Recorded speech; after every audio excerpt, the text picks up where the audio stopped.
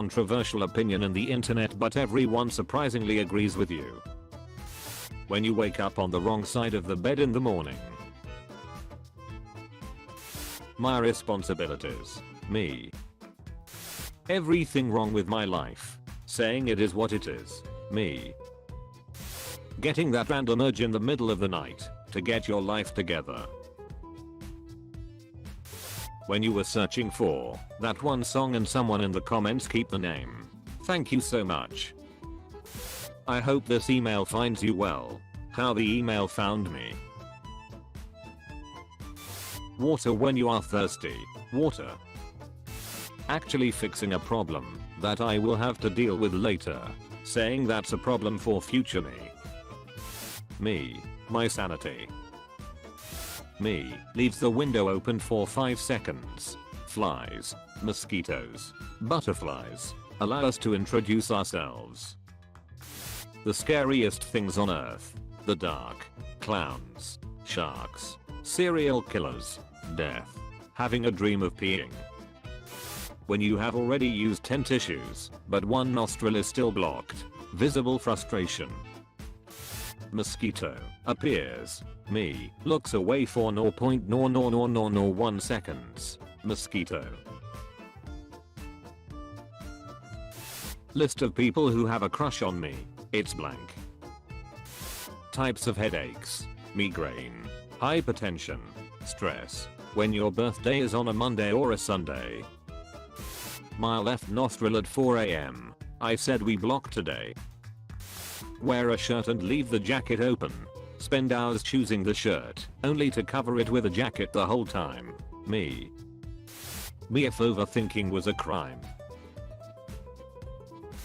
No one. My brain when I'm in a serious moment. You have entered the comedy area. Me. I don't sing that often. Also me when I'm home alone. How my brain records my life. Good memories. Cringe memories. My personality. My music taste.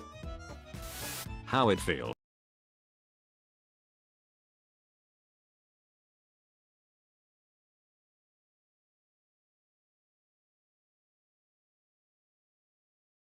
Oh shit, I ain't got shit showing.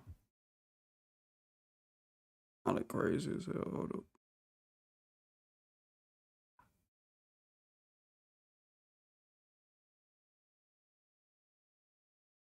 I look crazy.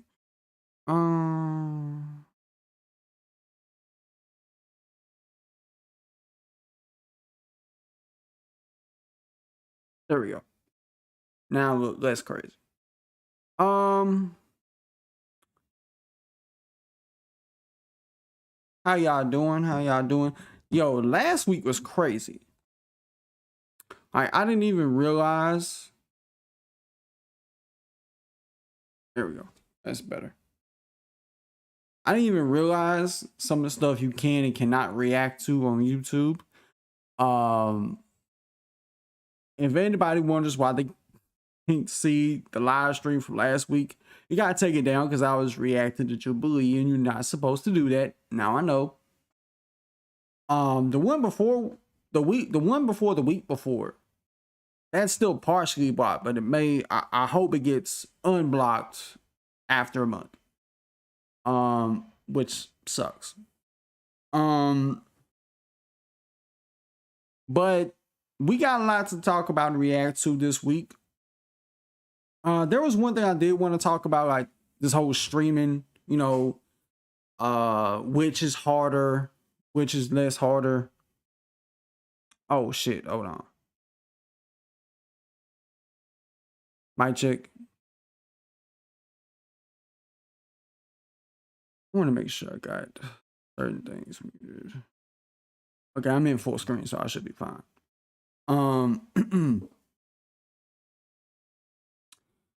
This whole discussion about which is harder, like streaming 9 to 5, like it's still going on. And honestly, like you got people like Asman and Hassan said what they said, but honestly, if I was in their shoes, and if the day comes, I somehow snowball into multi-millionaire status, then best believe I'm moderating the fuck out of content. Okay, like I'm doing content in moderation at that point. At that point, I would be streaming maybe 3-4 hours a day. I would probably have different streams throughout the week. And not just that, I think I'd end up having every day, I'd be uploading once. Okay. One upload per day. Whether if it would be a main channel, secondary, or third channel, I would be uploading at least once a day. On top of only streaming 3-4 hours a day on Twitch. You know what I'm saying? Like, because I think that's the plan for me. Like, I pop off to the point I can just funnel in people to a Twitch stream and go from there. I think I'll be good.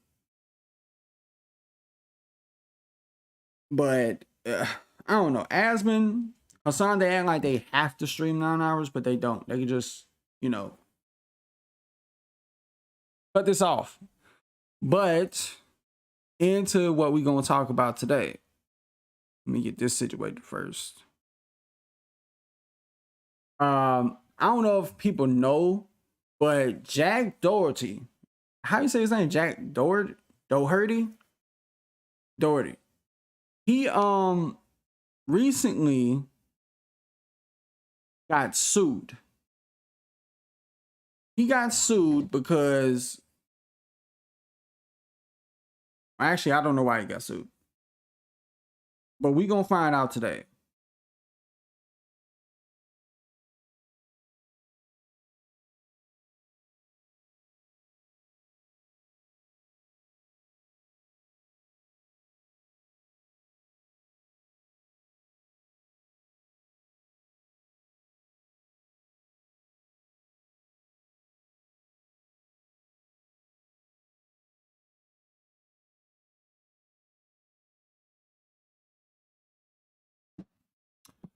All right, without further ado, skip this ad. Switching to Shopify helps you sell smarter at every stage of your business. Take full control of your brand with your own custom online store. Wow, looks amazing. Find more customers with our easy-to-use marketing tools.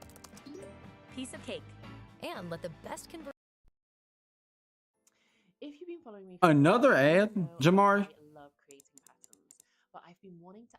So last time we discussed streamer Jack Doherty, it was not looking Doherty, good for him. that's how you say his The man name, went to the Doherty. meeting, got slapped up. He was pressing old men at the boardwalk and in the mall. I seen that and shit, really anywhere bro. else you can imagine. As you guys know, Jack is most famous at this point for throwing rocks and then hiding behind his security, provoking other grown men to physical altercations, and then calling in his backup. And we have also noted this, not only Jack acting recklessly in these situations, but also the security who he hires, and the serious lack of constraint that they show. In fact, it seems like they are more than anxious to do this quote-unquote defending, and that they are more or less looking for a problem themselves. But now it looks Yeah, because they get paid. That's why they're doing that. They wouldn't be getting paid whatever, God knows how much money he's getting paid to protect them. I promise you, they would not be protecting his little ass. Pause. But they would not.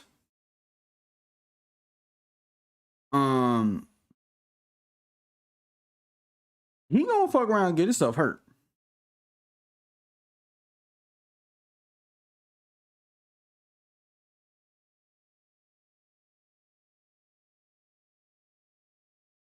Cause either he gonna fuck around and get himself hurt or his security will. Looks like this enabling of bad behavior could be backfiring on Jack, as he has allegedly been sued over an incident that went down on Halloween night. And I've shown you guys this clip Halloween? in previous videos, but this is apparently the reason for this alleged lawsuit.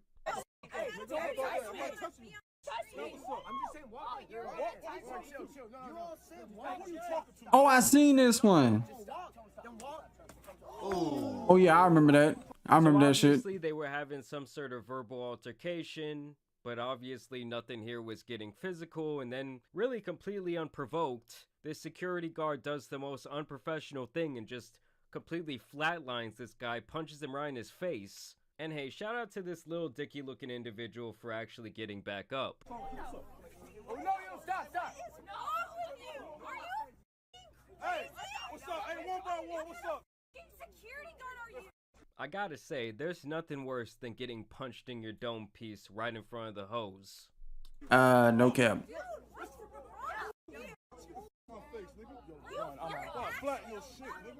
And at first I actually thought that this man was AD who used to come out on No Jumper, but he's apparently that's not AD. That's not AD. The baby back in the day, before he did some suspect shit when he was protecting him. I mean, if I'm hiring a security guard, I do not want him wearing Balenciaga t-shirts. Like, let me get a Punisher logo, let me get that slightly racist blue line. In all seriousness though, this guy Nah, I wouldn't even add that blue line. I can't co-sign that.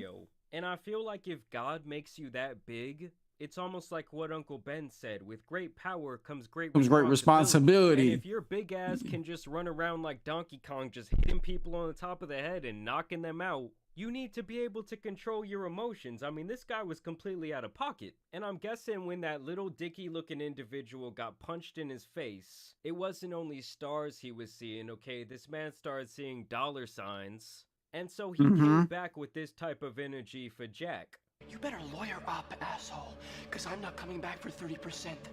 I'm coming back for everything. And so TMZ reported this yesterday. YouTuber Jack Doherty sued for assault and battery over bodyguard. Oh, this just happened. Jack Doherty is being sued for assault and battery by a man who claims Doherty and other men beat him up at a party a few days before Halloween. A man named Chase Gardella is suing YouTuber and bodyguard Kane Kong. Yeah, if I'm getting a bodyguard, that motherfucker does not need to have a nickname. And then they showed some pictures of his lip post-punch, and it's really not looking good, guys. Jesus Christ. God damn. I mean, I do feel like when you're doing the type of streaming that Jack and Neon and even Fousey was doing a couple of months back, you are opening yourself up to a lot of legal action. You're opening yourself up to quite a bit of lawsuits because you're essentially running around acting like a degenerate in public for the entertainment of your audience, and literally all the evidence is going to be right there on your stream. I mean, we just saw this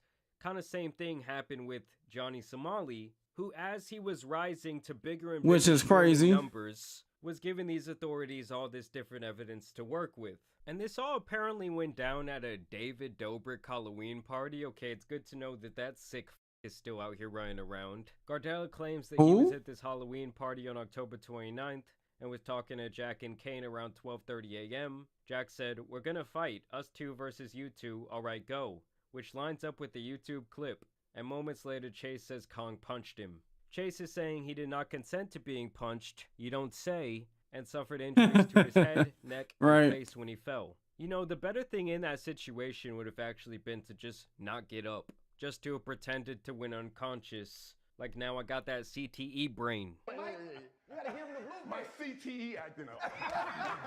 Gardella claims that Jack has posted a number of videos to his YouTube account where his bodyguards intimidate people who react poorly to his pranks. So this lawsuit might go a little bit deeper, okay? There's a lot of evidence lining up against Jack. And maybe we could actually see more people like piggybacking onto this thing. And this is where the DaBaby incident comes in. He also claims that this bodyguard has been in legal trouble for assaults in the past. You'll recall we reported an earlier alleged incident where he was accused of knocking out a woman while working as security for DaBaby.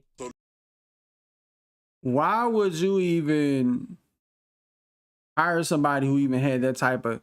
See, Jack don't be hiring the best of people. Like, he's a kid hiring somebody who got that on their record. That's... So this morning, I'm seeing in a comment like, "You for knocking that girl?" I said, nigga, I ain't hit no girl last night. What you talking about, nigga? This is like a secret weapon. It's Arcade by Output, one of the greatest plugins. Damn ass. There's a lot of plugins. Then I'm asking, like, was that a girl last night? They're like, no, that wasn't no girl. It was a dude. The nigga was big. Nigga had dreads. Like, that was a dude. But obviously, come to find out, that was a female. And Little Dicky's attorney goes on to say, "How do you not know? He must be drunk." Assault on a young man by a professional boxer. Ooh, that could make things much worse. Aren't your hands like considered lethal weapons at that point? They're saying this all went Yeah. down at the hands Wait, of he's Jack a Doherty. boxer? Chase was minding his own business, enjoying a fun Halloween party with friends when he was brutally attacked by a man several times larger than him. Chase suffered serious injuries that could derail his life and career. God damn. They're really coming for the entire enchilada, guys. And who would have thought, guys, when this clip originally came out about 6 months ago, that Fousey would have been the hero that we didn't know we deserved? Bro, you're a... I remember that. Yo, you're I'm beta. Imagine being 33 years old and fuck, yo, get me some water bottles, John. Give me some. You're lucky I made friends with your security guard. We're going back. The dog shit out of you. No, we can't bust. Oh. You talk like a too. I slapped the dog shit out of you. That didn't even hurt. I slapped the dog shit out of you. And I'm hoping that this lawsuit... Wait, he truly actually does did set bop some him? sort of precedent. Obviously, throughout this whole streamer saga, we have actually predicted this was going to happen in the past, as this is a totally improper use of security time and time and time again. Here's a recent video of a club promoter trying to hype Jack up.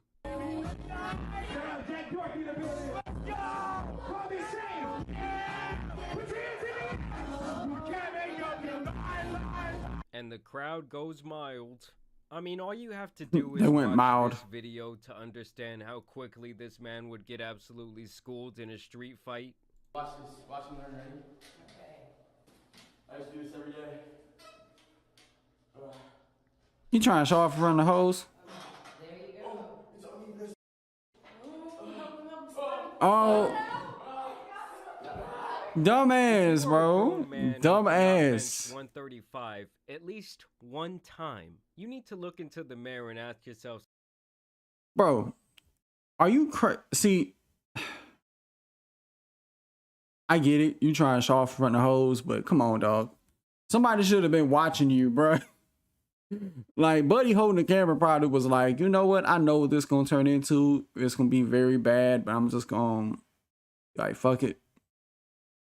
some serious questions about your life. Like the average middle schooler from Texas is throwing up this weight. And obviously being no strong cap. in the weight room isn't like the end all be all, but at this point I'm thinking a strong gust of wind could knock this motherfucker out. I mean, the Jacks and the Neons of the world really do need to be more careful. Just look at this sparring footage. Watch your face. And you would see Pathetic. how quickly things could go awry for either one of them. Now, the other big news surrounding Jack is actually that he had a tape leak. And yes, guys, I'm serious. It is that type of tape. I mean, it looks like Roger the Alien is out here trying to give out back shots. Regardless, that tape being leaked kind of speaks to What? a greater issue regarding Twitter right now, where you'll see tweets like this going viral, sending Jack Doherty leak to whoever likes this tweet. Like on the current Twitter Are you platform, kidding me? The way their algorithm is set up, you have tweets like this getting millions of impressions. Obviously, I gotta blur the screen out, but you have all these different OF girls constantly promoting What? their exclusive content by using these trending topics. How old is Jack Doherty?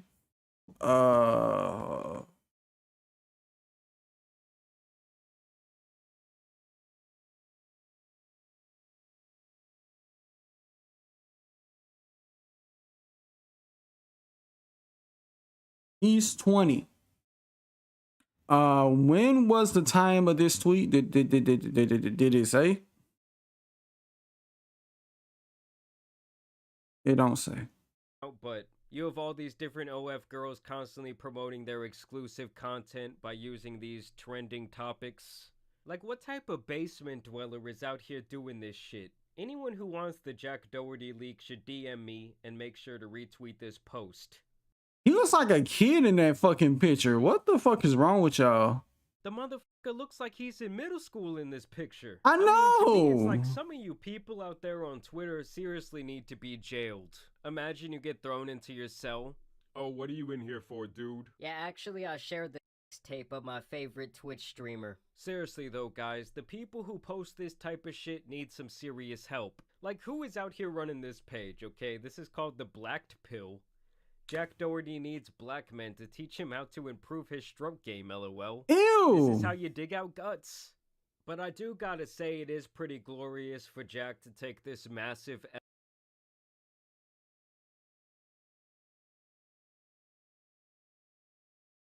Please tell me y'all not out here doing it. Are y'all out here actually doing it? Are y'all out here actually doing that shit, bro?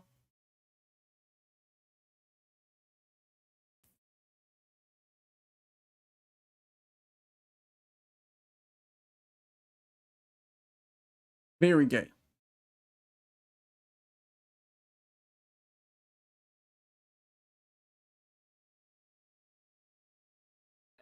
This little shtick of his has been going on far too long, where he's out here hiding behind his security guards, acting like a tough guy. And I really hope this does serve as a lesson for all the other streamers out there, that just because you're popping or making money doesn't mean that you can just do whatever the fuck you want to people. Either way, y'all let me know what you guys think about this story down below.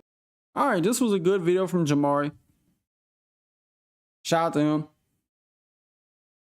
But yeah, Jack Doherty gonna fuck around and get himself in a world of trouble. Best believe.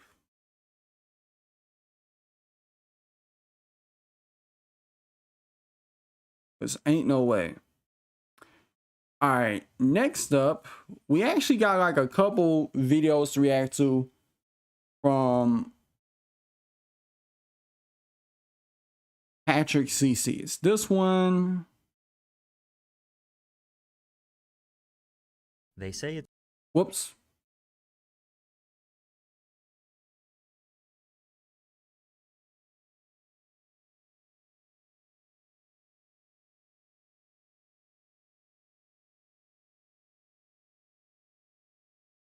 In this one, but we're gonna start with this one first.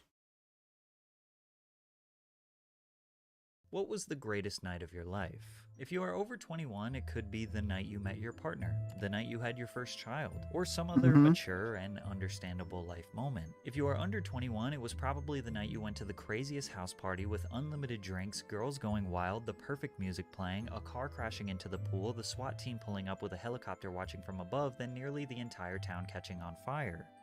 Okay, this was a crazy ass movie. I just described the plot of Project X. It was just a movie. I'm not gonna lie, Project X was crazy. That was a fire ass movie for that time. Now, I can only remember going to one party, and that was when I was like 19. I lied to my parents saying, hey, I'm going to kick it with some friends. I actually went to a club, and the crazy part is I was thinking, okay, I'm gonna go to the club, be there for a little bit, couple hours, I'm gonna bounce back. Problem was I got stuck there. Had no way to get back home, and my pops at the time was like, yo, get your ass home, cause I know the sheriff type shit.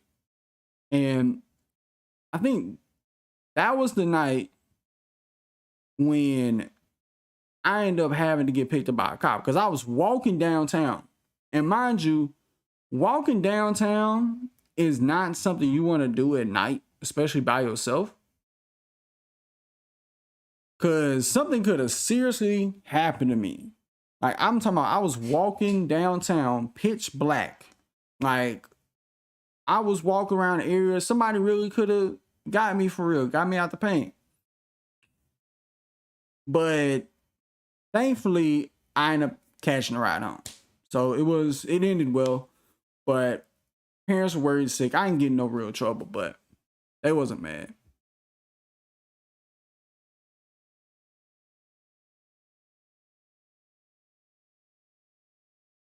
Whoops, why am I showing that? That didn't actually happen, except it did. Yeah, I The didn't story see of shit. how life imitates Hollywood with disastrous results. Oh, it did It's a happen? wildly popular movie about an out-of-control teen party full of boozing, drugs, and big-ticket destruction. The movie characters get away with just a hangover, but for real-life teens copying these parties this spring break, The consequences are far more serious. After the movie Project X released, it inspired chaos all around the world, leading to some of the most out of control and occasionally deadly parties. Still to this day, young people attempt to live this fantasy by throwing Project X parties. But to understand the deep-seated obsession American teens have with this film, we must first analyze the 4-step process that Project X took to manipulate their strategy on the big screen. The number one goal of this film was very simple. We knew from the beginning that it had to feel like a real party. He can make something that seems so outrageous feel very real. It's just fun. It's just so different. The way it's shot, you know, the point of view style is just, it's very organic. Organic, natural, realistic. You know, it doesn't feel staged at all. No, this is supposed to be every party that every kid would want to throw if they had the most amount of money possible. He's just really got a good visual grasp of reality. It makes it more, you know, viable and more relevant that this party could occur and could happen like this. I don't think anyone will watch this movie and say that did not feel like a real party. Make the film feel real. Yes, that's how it was As successful. I'm in the midst of applying for residency right now, wish me luck. Grammarly has again been a lifesaver with my application. Step 1. Hire an all-star production team. Joel Silver, executive producer, also produced Die Hard and The Matrix. Oh, Marty wow. Ewing, executive producer, also produced Blades of Glory and Holes. Todd Phillips, producer, Holes. basically worked on tons of legendary party movies of the early 2000s like Road Trip, Old School, and The Hangover. But another creative touch was hiring director Nima Nurazada, who had no feature film experience but created an iconic Adidas house party commercial in 2008 that looks exactly like what Project X would become. Nima's area of expertise was actually in music videos. Since the music and chaotic party scenes became such a memorable part of the movie, it makes sense that an experienced music video director was the reason why they looked and felt so damn good. Despite everyone behind the scenes being seasoned cinema veterans, on screen they wanted the cast to be nobodies. But before we get into step 2, a quick word from today's sponsor. Bespoke Post is a monthly membership club delivering a box of awesome, top shelf goods. Shout out to Patrick for his bag, man. It's free to join and you can skip a month or cancel anytime. 90% of the products come from small brands, many of which are based here in the US. Every month they introduce their members to cool new products based on a preference quiz they fill out. They now offer a new membership program where you can get really great deals all year round. I'm talking like 30% off or more sometimes. And it's totally free to join. Preview your member shipment before it's sent. You'll get a customized selection of products picked for you, and before it's shipped you can preview what's inside. Decide if you'd like to 1. Keep it, 2. Swap out products, or 3. Skip the month entirely for no charge. You only pay for what you want. Here are some of the boxes I got. The Carnivore. The box comes with this delicious American barbecue rib rub and this Messermeister meat cleaver. Now I didn't have any chicken bones or ribs to test this baby out on, so this cute little lemon is about to get absolutely smashed. I also got the Turbo box. And this box comes with Columbia Instant Coffee, Organic Blue Boon Whole Bean Coffee, Ethiopia Whole Bean Coffee, and Banner Dark Whole Bean Coffee. I ain't talking my I drink language. coffee every single morning, so this box is perfect for me. I had to give the Organic Blue Boon a try, and normally I do 2 sugars, but this was so good I drank it black. To get a free mystery gift with your first membership purchase, click the link in the description and enter Patrick Gift at checkout, or go to bespokepost.com/PatrickGift. Step 2. Hire a relatable cast. Casting no-name talent was risky. As we all know, hiring A-list actors is one of the most effective ways to market a movie. However, there is a slight barrier with famous actors where their characters are hard to separate from their real-life personality or from a previous role that you always associate them with. The fact that nobody knew the cast was what allowed viewers to feel like they were just some teenagers with a camera. The 3 main characters in Project X look like your regular, unspectacular high school kids. They aren't necessarily nerds, but rather anonymous, almost invisible. That's what makes them feel so relatable. They sort of blend in, just like most of the people you went to high school with. Even the high school they filmed in is depressing, outdated, and prison-like, which is extremely accurate to American schools. To find inexperienced actors, the casting directors created open auditions on the website projectxopencall.com. The header on the site let people know the movie was created by the same producer as The Hangover, which was a $277 million million box office smash hit. People were asked to submit a God 3-minute damn. audition video with the following guidelines. Tell us your most embarrassing story. Tell us your craziest party story. Tell us about your riskiest or most daring thing you've ever done. If you wanted to impress someone at a club, show us how you would dance. Or show us the one thing that you do that makes your friends laugh. After sifting through tens of thousands of submissions, they were able to discover one of their leads, Jonathan Daniel Brown, otherwise known as JB. The other two leads, Thomas Mann and Oliver Cooper, were found through traditional casting. Thomas had acted in one movie previously, and Oliver had no previous acting experience, which is surprising because many people felt that his performance carried the energy throughout the film. What up, my lovely It did. females? This is your boy Costa, your host for the evening. Behind me is Thomas Cub's house. Today is Thomas Cub's birthday, and this is Project X. It's also worth mentioning that the trio does kind of resemble the cast of Superbad, not just the way they looked, but even More their than a little. characteristics. This was likely intentional as well. As mentioned before, these actors were no names in Hollywood, so casting people that looked or felt like the Superbad crew, which was made just a few years before and already secured a legacy as one of the most accurate depictions of high school Americans in cinema, was definitely a big brain decision. There also was a fourth member of the crew. His name was Dax, otherwise known as Dax Flame on YouTube. Another possible marketing strategy, as Dax had a large subscriber base of likely the target audience for this film. Plus, his character ties perfectly into Step 3. Step 3. Film like an amateur. Dax was the man behind the camera. In the beginning of the movie, you learn that he is filming a home video of this party they're throwing for Thomas's birthday. So when you see shaky transitions between scenes, or characters not being perfectly in the frame, or the quality and focus of the footage varying in every shot, it helps sell the idea that this entire thing is just a home video. There's Dax no. was Oh also my a god, I leading remember amateur that scene. filmmaker in real life,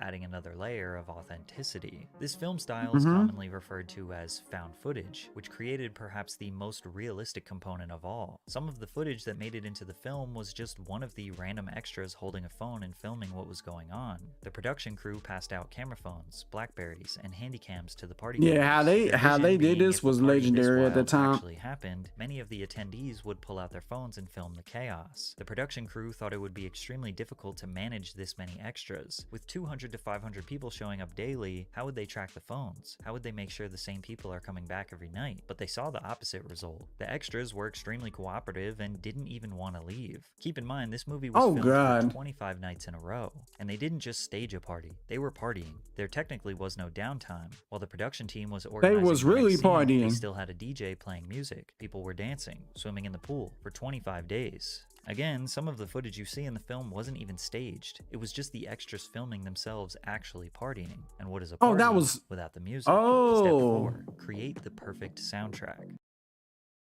So wait, that was actually by accident then. You having the extras sitting there saying, "Hey, watch this party," and they use that as the footage. That's crazy.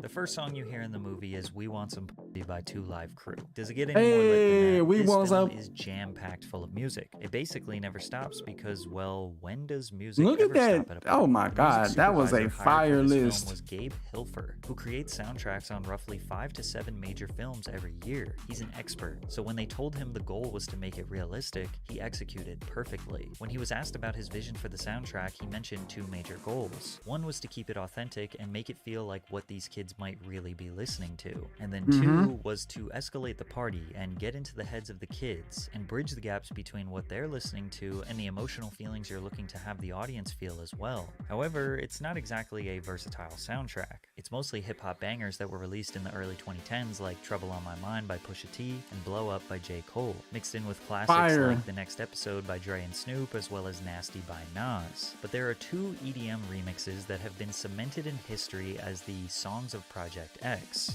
Any party that existed after this film was released would not be complete if these 2 songs were not played. Pursuit of Happiness, the Steve Aoki remix, and Heads Will Roll, the A-Track remix. These songs were strategically placed at a moment where the producers wanted Whoa. to fully immerse the viewer into the climax of the night. At these I mean, moments, it's been a the long plot time doesn't since I've seen matter. this movie, There so is no these scenes are dialogue. You're surprising. basically just watching a music As an video. adult. These songs would go on to represent when your buzz is perfect, or your high is in the manageable sweet spot. The Heads Will Roll remix helped put DJ and producer A-Track in the spotlight. He immediately started booking larger venues and tours. Funny enough, he never made any money from the song. That project Really? must have stayed for a Oh no, long I time. make nothing on Heads Will Roll. That's a flat fee, remix fee. I got paid a very small amount in 2009. You know, how many shows did he get on? Yeah, Exactly. right. Exactly. I mean, it would be nice because I heard it's triple platinum. After this calculated four-step process making this film feel as real as possible, it released in March of 2012 and was a certified smash hit, grossing $100 million worldwide. Critics pretty much universally hated the movie, with publications like NPR Really? calling it a nasty, nasty piece of work. However, there was a point brought up by many critics that was You fucking out of touch boomers. Like, see, this is why I don't really take like Metacritic seriously when it comes to movie scores. Like, in certain things, I don't give a damn about a Metacritic score. I don't care what the meta score is for music or movie. And I feel like people do put a bit too much stock in it, like that and Rotten Tomatoes. Like, it's been a plenty amount of times where Metacritic was wrong and Rotten Tomatoes got it wrong. And the critics got it wrong, fans got it right. We've seen that in gaming time to time, but it's happened a lot more in the film industry. A lot more. I would even argue with shows too. Like, you think I would love to meet a person who says, "Oh, I'm gonna wait for a review from the New York Post or the Hollywood Reporter about this movie." Like, all right. was definitely true, and they kind of predicted the future. Todd McCarthy from The Hollywood Reporter wrote, "The wrap-up does not spare the boys, and Thomas in particular, of life-changing consequences for their delinquency, but a certain self-justifying feel-good impulse compels the filmmakers to imply that, even if they do nothing further of note in their lives, they'll always have this." And Patrick Gamble from Cineview had a very similar opinion. What's most Well, that was the point of the movie. To make memorable memories. That was the whole point. So what the hell is he talking about? repugnant about Project X is its utter lack of moral consciousness, with the overriding message being that such disregard for property and community deserves little more than a slap on the wrist. At first glance, these reviews They're kids. The movie's about partying as a kid. I've never seen a review that was so out of touch. Like, what the fuck? See, this is why, like, certain publications need to have young people review these films that could actually relate to. Because holy fuck, talk about being out of touch. And even if you're an old head, you can at least understand to be like, oh, I remember I did some shit like that or tried to.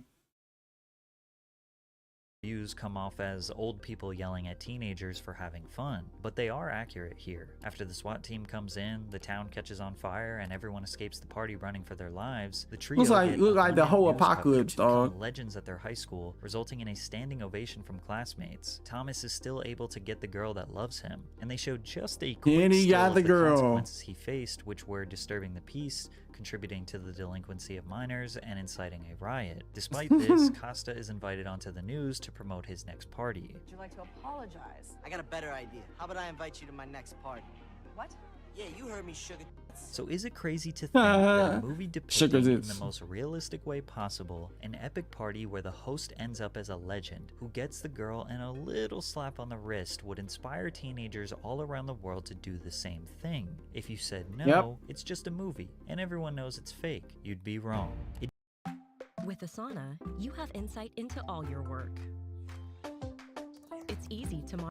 It didn't happen once, not twice, but so many times I can't even tell you about all of them in this video. But here are some of the craziest ones. Now, it's been widely speculated that Project X is inspired by an infamous I'm not gonna lie, like, I've heard of some Project X type parties down here in my way, and they was wild. thrown by 16-year-old Australian Corey Worthington, but this speculation scene. has actually been denied by the producers and cast. Because it's based on real people, like that Aussie guy, that Corey Worthington. Not really. I mean, it's kind of. No, this really. I mean, this is different. On January 12th, 2008, Corey Worthington learned his parents were going on vacation to celebrate the new year, so he hatched a plan to throw As a party per while he had usual. the house to himself. Corey and his friends started to advertise the party on their MySpace and Facebook when the word spread like wildfire. The party was meant to be a small gathering, but soon turned into a full-blown rager. More than 500 people showed up, and the crowd was so large the party spilled out into the street. The crowd got out of control, and people started to throw glass and bricks and break neighbors' mailboxes. There were hundreds of kids causing destruction for no reason. The first police unit backed off until they were reinforced by a helicopter, dogs, and more well-equipped officers. After a few hours, police finally got the crowd to The man was disperse. naked. This made national headlines in Australia, but what made it so iconic was Corey's image and attitude when being interviewed on A Current Affair Australia. Take off your glasses and apologise to us. I'll say sorry, but I'm not taking off my glasses. But what would you say to other kids who were thinking of partying when their parents are out of town? Get me to do it for you. Get you to do it for you, not don't do it. Nah, get me to do it for you.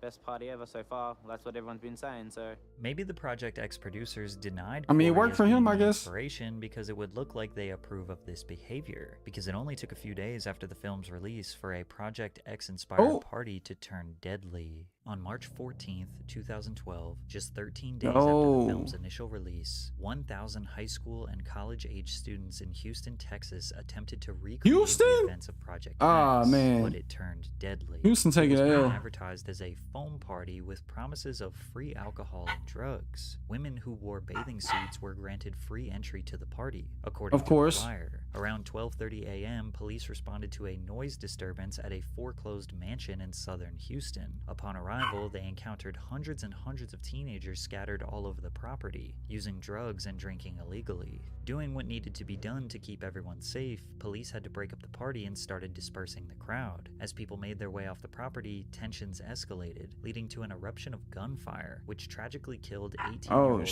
Brian Spikes. Witnesses of the murder later said, kids took to the streets, but the parking lot was overpacked so you couldn't get out. It was just people in the actual street. They got into arguments and started shooting each other. Another witness to the That's killing had this crazy. to say, the gunman was just walking, and he pulled out a gun and started shooting, like for no reason. He shot the boy in the back of the head and he fell on the ground. He started shooting at the crowds, but then he ran through the field. Police chased the shooter through the field and into the woods, but lost him in the dark. After 4 months of a relentless investigation, they finally found the gunman. 22-year-old John Gibbs was arrested and charged with second-degree murder. Crazy enough, there was another Project X party in the same city just 4 days before. 13 teenagers who planned the party broke into a brand new $500,000 home that was recently built, which they used to host an absolutely massive 2,000-person party. During the party, the insane crowd broke nearly every window in the home, put holes in almost every wall, ripped doors completely off the hinges, and left empty bottles of liquor everywhere.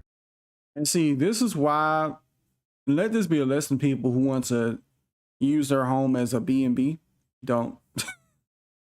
Because, oh my God, I couldn't imagine investing that much money in a house to fix it. And then I got to beat somebody's ass because they decided to be a dick. Like, what the fuck? Among the bottles, sheetrock was across the floor mixed with the glass. All of this destruction managed to rip out sheetrock like that? $100,000 in damages. The building owner. Oh yeah, y'all gotta come off that.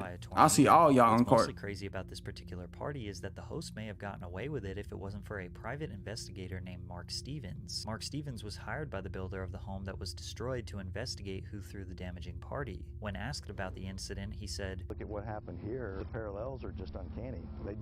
It was a copycat. They did everything they saw in the movie." The day after the party, Mark came back to the home to investigate, and at the time, Mark noticed another empty mansion down the street was having a party. Suspecting it was the same host, Mark called the police, and and the group of 13 responsible for setting up the original party were taken into custody. When they asked why they did it, they simply said Project X. But on the exact same night, But they ain't never did some shit like that in the movie. Goddamn. Canada nearly witnessed the same disaster. Calgary high schooler Canada? Hunter Mills tweeted that Project Chris, a Project X-style party, would be hosted at his buddy Chris Morey's house. Hashtag Project Chris went viral on Twitter, trending in Australia, Asia, and the Middle East. Luckily, the party was called off due to an overwhelming amount of interest, but it actually ended up getting moved to a new location, a bar. And eventually about 200 people showed up to this bar, but the venue had to close for the night because they couldn't handle the overwhelming amount of people. But while being interviewed on the local news, Hunter Mills showed up in a custom t-shirt with the hashtag Project Chris printed on the front. This was not the last time a hashtag would lead to a party's downfall. Hashtag Ross Morgan Rager blew up on Twitter in May of 2012 after a student from North Allegheny High School in Pittsburgh was planning to throw a party. His buddies tweeted the hashtag Ross Morgan Rager, and within hours it was trending internationally. Word spread throughout the entire city within hours, and every kid in Pittsburgh was planning on attending the party. In the following days, high school teachers were ordered to read this email aloud to their classes. Bottom line, there is no party at Ross's house. The local police are aware of the rumor. Ross's parents are aware of the rumor. Every effort via Twitter has and continues to be made to expose the rumor as a hoax. Ross Morgan and his parents had to vacate their house for the weekend, and they even had to hire an off-duty... Man, they shut that shit down before it could even get started. They was like, yup, Project what? Project sit your ass at home. You ain't doing shit. Police officer to watch the house while they were gone, but Ross secured his legacy when he went on the local news to praise his classmates. What it has done for the school is truly amazing. Everyone now is friends, which what we thought wouldn't happen with less than 20 days left of our senior year. It has brought us all together. I'm sure by now you're noticing a trend of all these parties following the same exact plot as the movie. Someone wants to throw a party and their buddy spreads the word via text or social media. Then it gets out of hand. But the key part is getting on the local news afterwards, just like the movie, to certify your legacy. I mean, I feel like most of the parties I get to see that gets promoted now, it really just be at clubs now. Like, some of them be at house parties, but I don't know. Would I be crazy to say that house parties are a thing in the past now?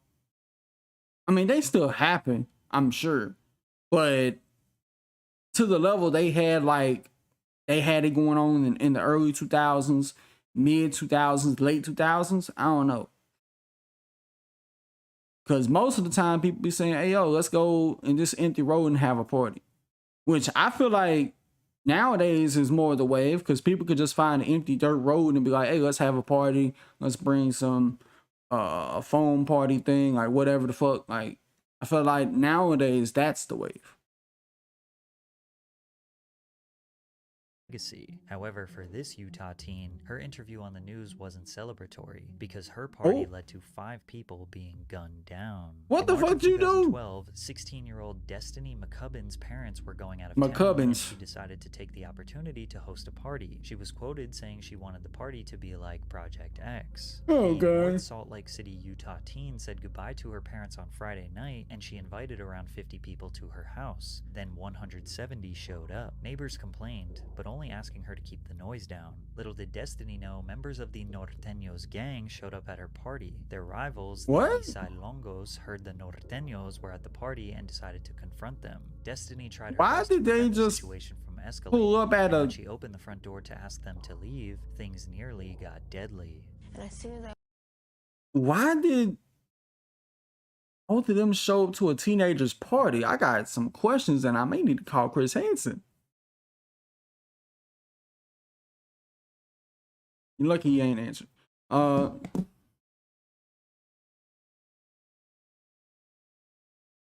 opened the door, they just started shooting. This guy just started shooting and it hit me in the foot. As Destiny sat on the floor bleeding profusely from her foot, she said, I was just in shock. I couldn't believe what was going on. And everybody was running. It was all my fault. I shouldn't have thrown this stupid party. 3 of the victims were treated at the hospital and released shortly afterwards, but a 4th person was more seriously injured. Evan Ward, a 19-year-old, was shot in the throat but miraculously survived. A month later, Clearfield City Police announced that they had arrested 2 shooters, 19-year-old Mark Anthony Pisana, a Norteños gang member, and a 15-year-old boy who was a Eastside Longos gang member. However, the closest anyone ever came to replicating Project X he was 15? Project P, which took place in Project P.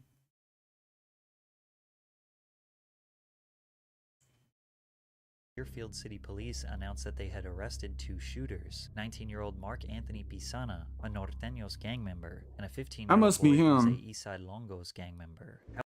But I ain't gonna lie, like, who the fuck was having all that facial hair at 19 or even 15? I mean, ain't no way at 15, but 19, steroids. However, the closest anyone ever came to replicating Project X was called Project P, which took place in Macosa County, Michigan, and ended with the Project most P. memorable post-party interview of them all. Here's why your brand isn't recognizable. You aren't making the most of your brand color.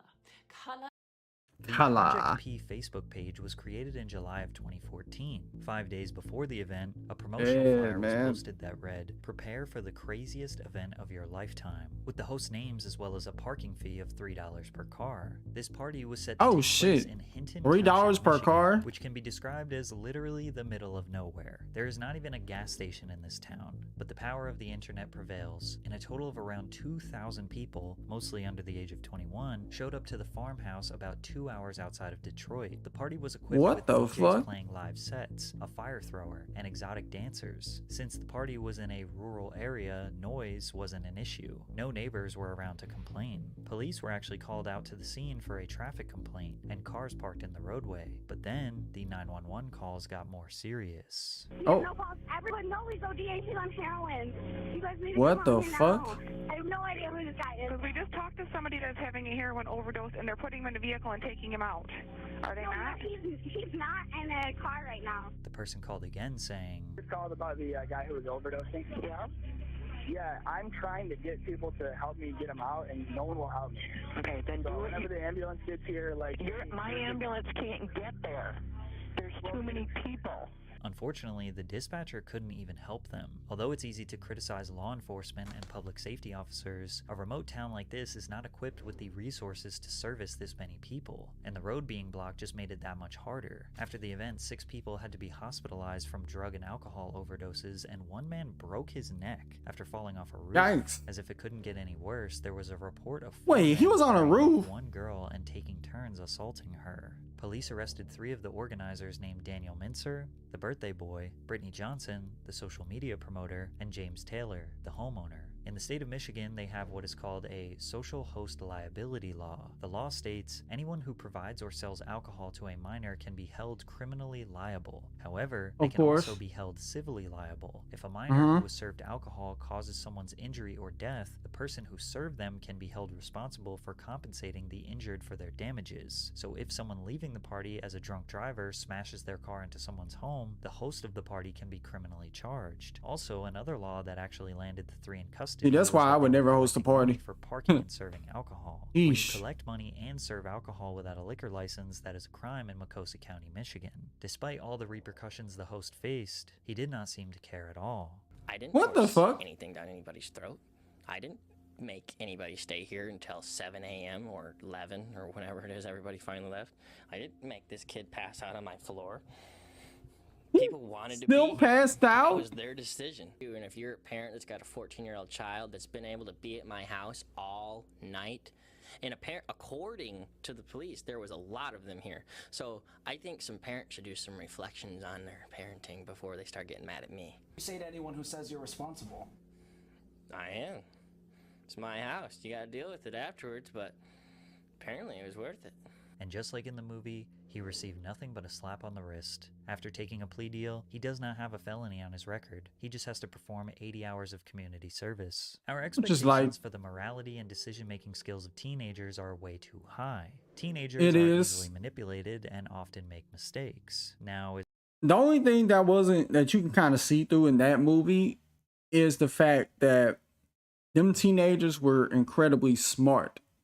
That's why you don't let a jarhead who's a popular guy at school host a party. You let the smart kids host the party, because at least they know how to do it right, and they're not gonna let shit get too out of hand.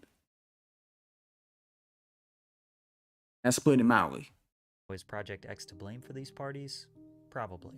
But the media outlets are just as guilty. These news outlets spend all Absolutely. their time comparing the parties to the movies and love pointing their moral superiority finger at the kids. But clearly they never finished watching the film, because they still fell into the trap of inviting the teenage host onto the news. And the reason they invite the host on is because they need to. They profit off delinquency, crime, and hide it under the guise of it being news. But in reality, they want this stuff to happen so they can boost their ratings and make money. These kids throwing these parties are clearly not trying This to hurt is like anyone, everybody nor else. are they trying to cause chaos? But their dumb teenage brain told them that this will make them a legend. And for a lot of them, it kind of worked, because their post-party interview on the local news cements them in history as one of the most epic party throwers of all time. This movie even inspired me to make a Project X style song and music video. It's called Party Crasher, so go check out the video. Patrick CC, he makes his own music too. Oh shit! Shout out to Patrick. There'll be a video by Patrick, but yeah, anybody who's still in high school, my advice is be very smart before you throw a party, please, and be safe doing so. All right, next up, we got the Friends with Adam Sandler effect.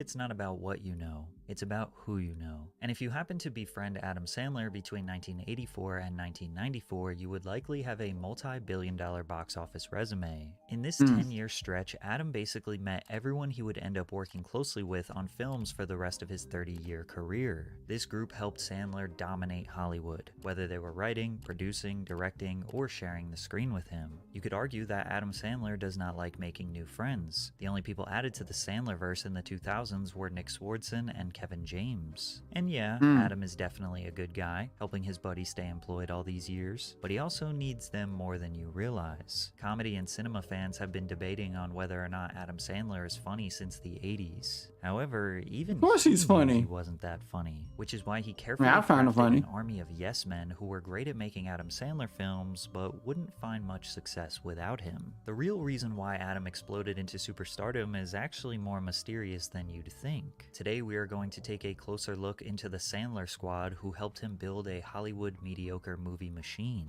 That machine would lead to one of the most debated legacies of all time. What keeps you in the game? It seems Oh almost... man, I was so crazy when I was young. I just thought, like, yeah, I'm gonna be huge.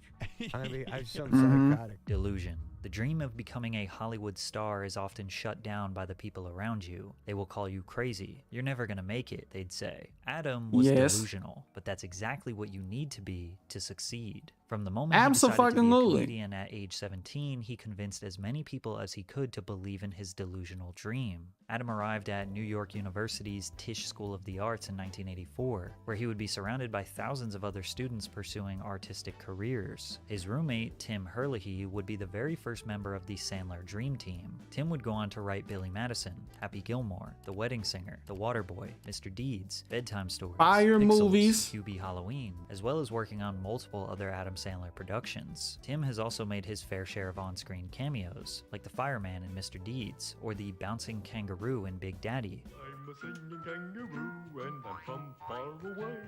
I like to hop, hop, hop all day. Every single creation that Tim has acted or produced in his entire career was for Sandler, which makes sense because he never intended on being in Hollywood. Tim Herlihy was actually an accountant, pursuing a law Oh, he degree, going and was never bald. considered by God his friends damn, and look at that family to be hairline. funny, but he was enamored by Adam's charisma. Tim said he was extremely outgoing, his mouth going a mile a minute, and funny and all over the place. Friends and family. Lord, I'm not gonna lie. If my hairline ever gets to that point, I'm going bald and growing a beard. I mean, I got a beard now, but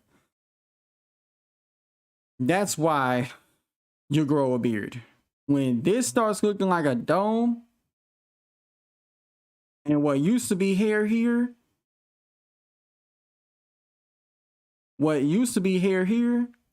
is just all of a sudden gone. I'm going to the barber. I'm like, yo, bald me up, give me the Kratos and the Leviathan X. Okay.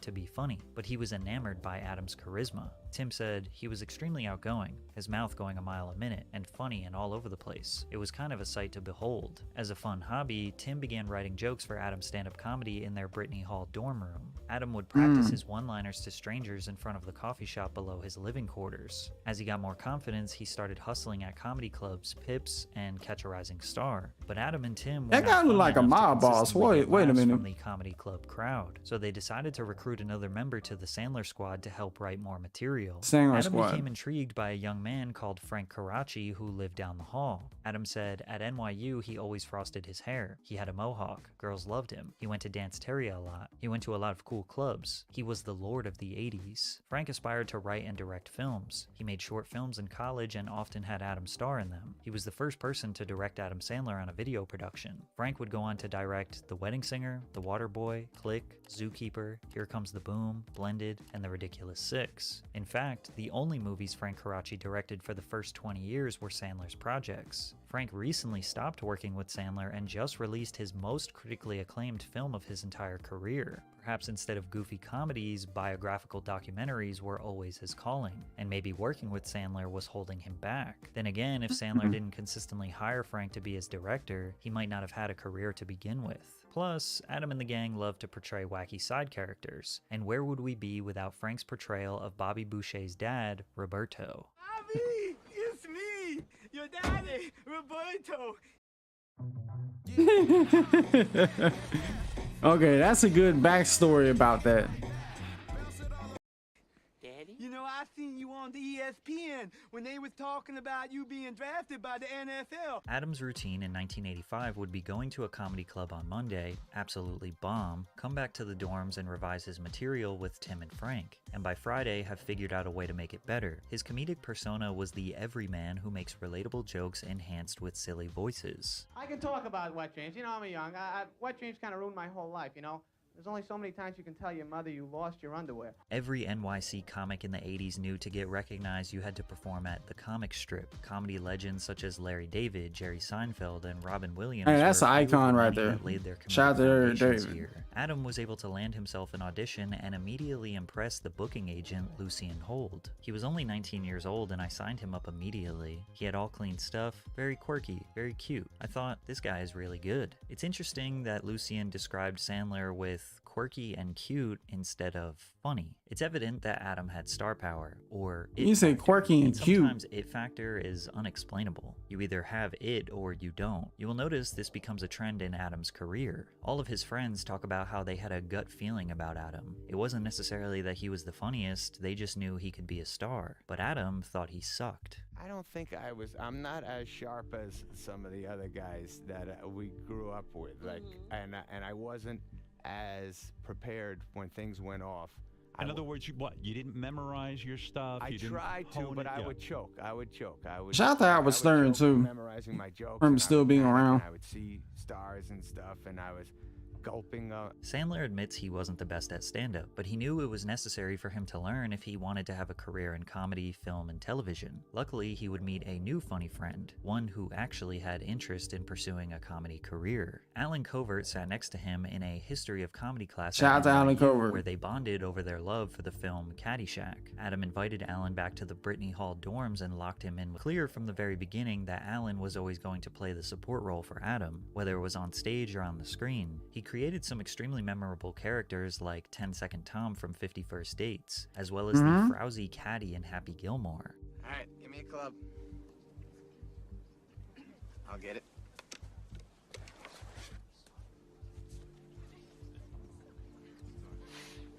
But Covert always felt like he had to prove himself. Because back then, I was still like fighting. Like, they had to go like, no, Covert's funny. Like, look, I had to grow that beard just to be a Happy Gilmore. Mullet. I was like, no, it'll be good. I'm the guy. I don't have to talk. Just let me be funny and look weird. And when Alan finally got his opportunity to be the main character in a Sandler film, he crushed it. Grandma's Boy, produced by Happy Madison Fire Productions, movie? was about a 35-year-old stoner and video game tester who gets evicted and has to move in with his grandma. He was a video and game two old tester? lady roommates. The irreverent comedy only secured $6 million in the box office, but was able to make over $30 million in DVD sales. The numbers seem small, Dang. but they 6 times Yo, their what a investment. time for Plus, DVDs. The Sandler fandom loved this film just as much as other See, this is why I don't be fuck with Rotten Tomatoes, bro. 15% compared to 85%, bro. Crazy.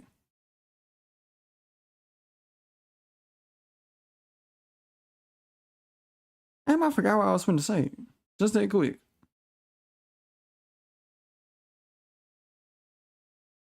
This movie's a fire movie. Oh, I know what I was going to say. They were talking about the DVD sales. The DVD sales back, like, bro, DVDs at that time was a booming market. Then things started going digitally with the introduction of Netflix, and fast forward to how shit is now. You got HBO Max, you got Hulu, you got all this shit. Like, hey man. Nowadays, people just watch a new movie at home. They're classics. This seems like an obvious sign that Covert had potential to be a strong lead, but he only got one other lead role after this in the film Strange Wilderness. After that, he continued to take a backseat and play supporting roles, like in Grown Ups 2, Bedtime Stories, Just Go With It. You could even argue his roles became less significant over the years, but why? Maybe he didn't want to be a star. Maybe he just liked supporting his buddy. Or maybe there just wasn't enough room for Adam to shine while Alan was on screen. Considering he has producer credits on nearly every Sandler film he has acted in, maybe behind the scenes is where the team agreed he should be. Plus, he has a $12 million net worth, so whatever Adam says, eh? But Adam's grind and dedication to be great must not be understated. After securing his spot as a paid regular at the comic strip, he would still stand in the New York City subways performing covers of Beatles songs hoping to get tips from travelers. He got so confident with the guitar that he added it to his stand-up routine. In 1993, he signed a record deal with Warner Brothers. His debut comedy album, They're All Gonna Laugh at You, is actually 2 times platinum and was nominated for a Grammy. He even performed with a full band on his 1996 comedy tour, and has done countless singing performances throughout his career, with the most notable I didn't know Adam was his late friend Chris Farley. You know I'm talking about my friend Chris Farley. It was also during rest in peace, Chris Farley, that he met Chris Rock. Rock was fresh off his first Hollywood film and just getting established in the NYC comedy scene when Sandler arrived. Chris saw Adam's act and thought he was hilarious. And I'm watching him, and he does this joke about Wilt Chamberlain. Wilt Chamberlain once scored 100 points in a game. And Sandler does this joke. He goes, here's my impression of the coach of the other team. Who's got Wilt? But Chris didn't become a part of Adam's team because he was a star in his own right, with way too much potential to help someone else. As they developed their acts together at the comic strip, they gained support from the club's owner, Richie Tienken. Richie introduced Adam to a talent manager named Barry Moss, who in 1987 was casting for The Cosby Show. Keep in mind, The Cosby Show was the highest viewed sitcom on television for 5 years straight, averaging around 38 million views per episode. Adam auditioned and landed a small role as Smitty in just 4 episodes. From there, he secured a consistent spot telling I forgot he was on that show, which was MTV's very first original non-musical program. You know, I went to New York last week and I had a great time, real good time. I had one of these tour guides who really thought he knew everything, but he didn't know how to fly when I threw him off the Empire State Building. Ah! Remote Control also hosted college tours around the country where Adam was invited to perform stand-up. He was becoming somewhat of a micro-celebrity, occasionally being recognized on the streets of New York City. Adam's resume was getting strong. He had a little bit of money saved up and got a taste of Hollywood, so he decided to move to Los Angeles to get that much closer to making it on the big screen. And on the West Coast, there was another small crew of comedians who were about to join the Sandler hype train. Rob Schneider was a few years older than Adam and had already been making noise. Shout out to Rob Schneider. He just recently did a performance on David Letterman's Tonight Show, which was basically an early sign that you made it in the 80s. Schneider knew Adam was a buzzing comic, and even saw him and Chris Rock on the cover of a small comedy magazine called Comedy USA. So Rob was shocked one evening when he was performing a small LA show to see Adam Sandler take the stage. And I saw his first show out there, and the only 2 people really laughing hard was me and him. Really?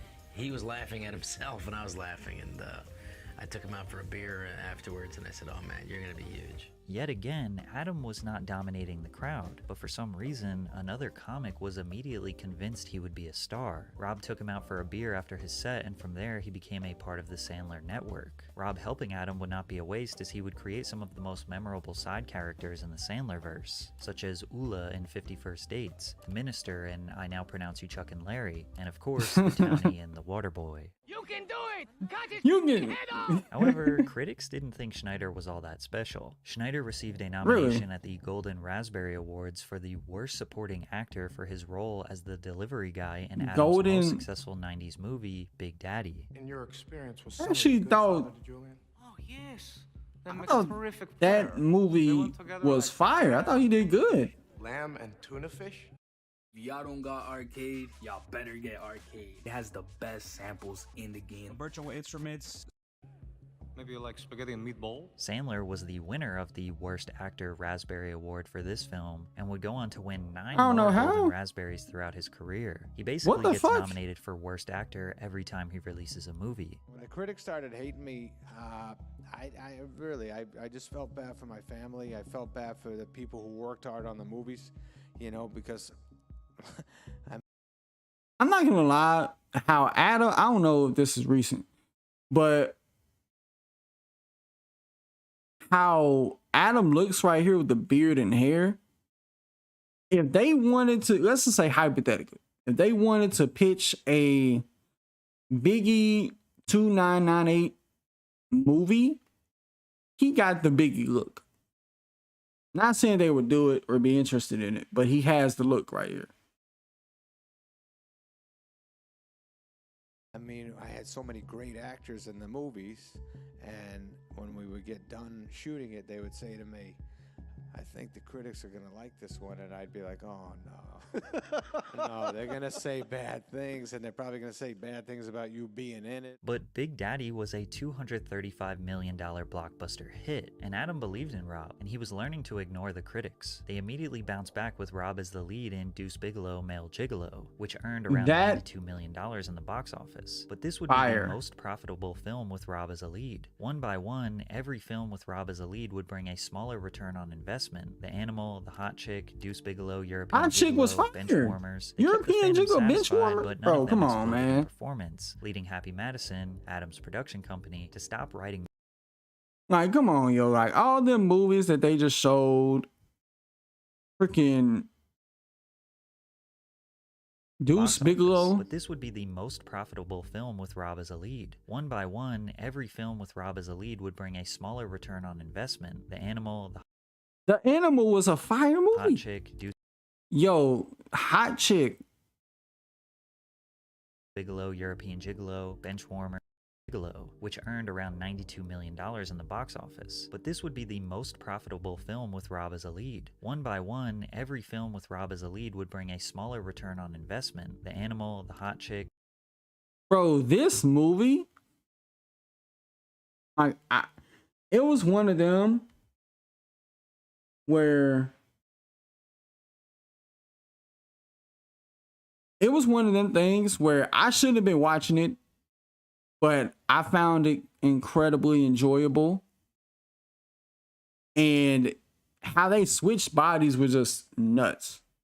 Deuce Bigalow, European Gigolo, Benchwarmers. Fire. They kept the fandom satisfied, but none of them exploded in performance, leading Happy Madison, Adam's production company, to stop writing movies with Rob as the lead. Rob still believed in his capability of being a main character, but the 2 movies he released outside of Happy Madison's productions were utter failures, which kind of proves that without Sandler's team, he couldn't be successful. So he went back to playing support roles, which was fine until he wasn't invited to be in Grown Ups 2, Sandler's second most successful film to date. They're doing Grown Ups 2 without me. Mistake. They should have paid me a lot of money. Well, truthfully, I wasn't sure if I'd have my TV series, so it was an availability thing. But at the end of the day, they should have said, what money does Rob need? Rob was given 5 lead roles by Sandler, and dozens of support roles over the years. Despite critics relentlessly trashing his work, Sandler still gave him as much opportunity as he could. The moment Adam didn't bend over backwards for Schneider, he got angry and went to the media. This animosity led to Schneider not Which is crazy. Years. They eventually mended their relationship in 2015 because Rob understood without Happy Madison, he wasn't finding success. Luckily, Sandler doesn't hold grudges because he never forgot how many favors Rob did for him early on in his career. Everyone in this room tonight has made my life fun. People always would ask me, those bad reviews you get, how does that make you feel? Make you feel like shit? And I'd say, nah, it really doesn't. I think the reason I get to say that didn't hurt me is because so many of you guys in this room made me feel great about what we've done together. And all my fellow comedians, actors, writers, collaborators, crew members, people on the streets, my family, my kids, my forever girl, Jackie, all make me feel like the critics didn't know what the hell they were talking about. So thank you for all that. Schneider got Adam in at the Improv in the late 80s, which was the hot club for upcoming comedians in LA. At the Improv, Look at them people on Adam that wall. befriended comedian Judd Apatow. They even got an apartment together. Adam's the next Eddie Murphy. You just knew it even when he was bombing. It wasn't like he was killing on stage and you thought that as a result of the success of his performances. Right. We found him hilarious. The crowds was hit and miss, but there was a certain charisma, which is the charisma which led to everything that happened that you felt when he was in his early 20s.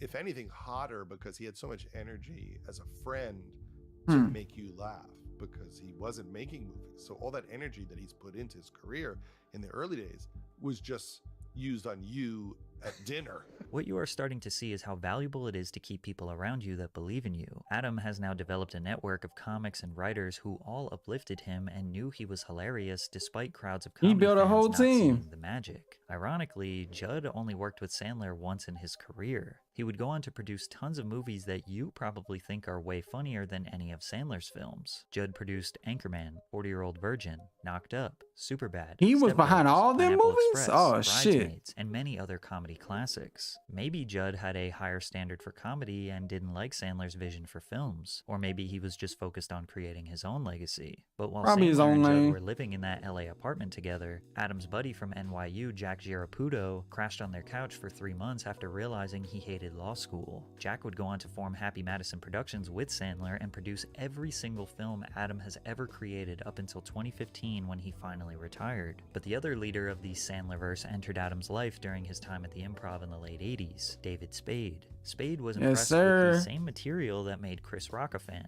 So I'm going to tell you one, and What? you tell me if this is how it goes. Yes. You said, you go, Wilt Chamberlain scored 100 points in one game, which is true. Right. And he goes, here's my impression of his team in the timeout in the huddle.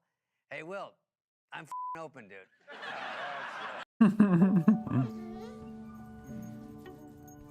Flexible financing for vet care with Care Credit. Damn And ads. then you go, here's the coach on the other team during the huddle. Who's covering Wilt? Who's covering Will? Stay on him, I believe he's hot.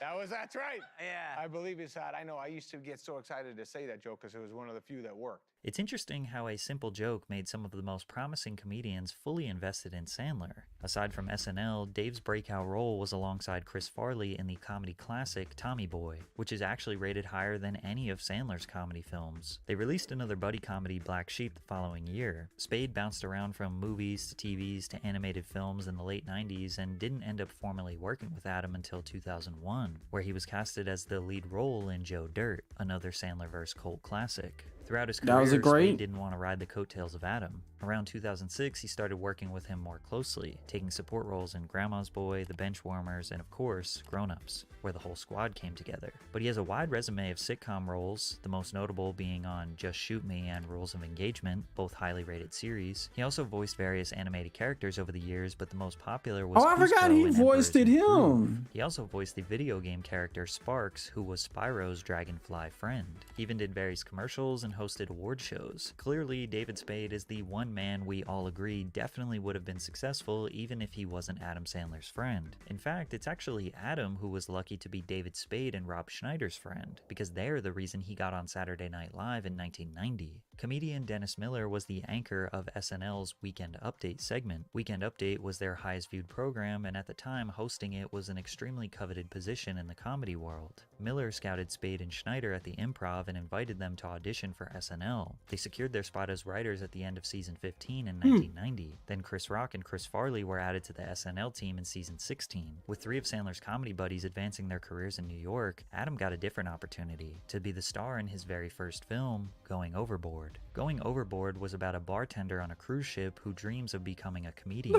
The movie never hit theaters and is considered Adam by many Sandler to be dressing the as somebody least in the funny Navy is film ever crazy. made. Luckily, his career would be saved when Schneider, Spade, and Rock convinced the SNL casting director to give Sandler a shot. He moved back to New York City and was added to the writing team in December of 1990. Sandler shared a tiny office with Chris Rock, Chris Farley, and David Spade. The crew felt like they finally made it, but Schneider was the one standing out. He was the first giant on our show. It was been a good time. Yeah. Dennis Miller used to walk around going, Hey? the Schneidman hit?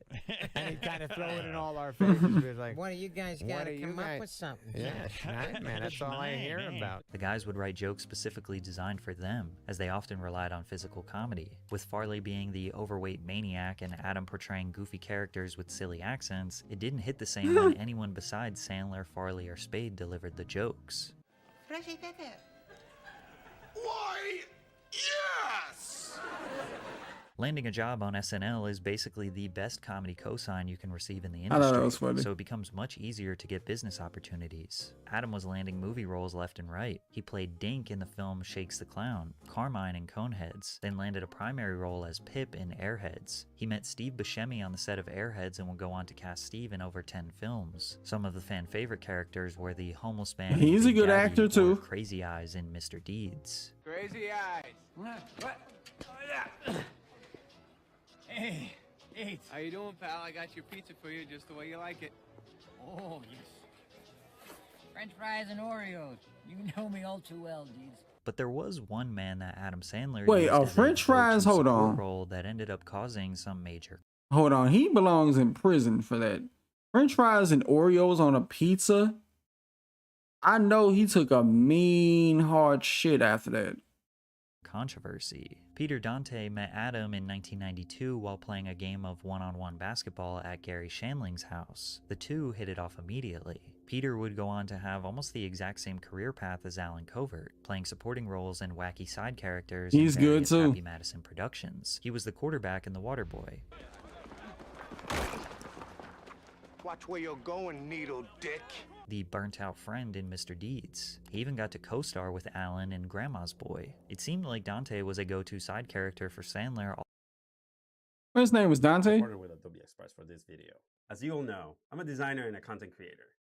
All the way up until Grown Ups 2. During the filming of Grown Ups 2, Adam made Peter live within a mile of him so they could play basketball every day, which was often 3 times per day. But one major mistake would end their friendship forever. In 2013, just after Grown Ups 2 released, Dante was checking into the JW Marriott Hotel in Santa Monica. According to the police report, the actor grew upset because he wanted a new room key and was not happy that staffers didn't recognize him as an actor. He then proceeded to call the black staff member the N-word as well as the F-slur, as well as lashing out at a Mexican ballet worker saying, "Do you know where you are? We don't need you." Someone from TMZ saw Dante strolling the streets days later and asked him about his belligerent antics. At least according to this guy.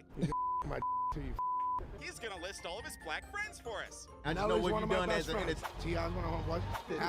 Ask Marcus Camby about me.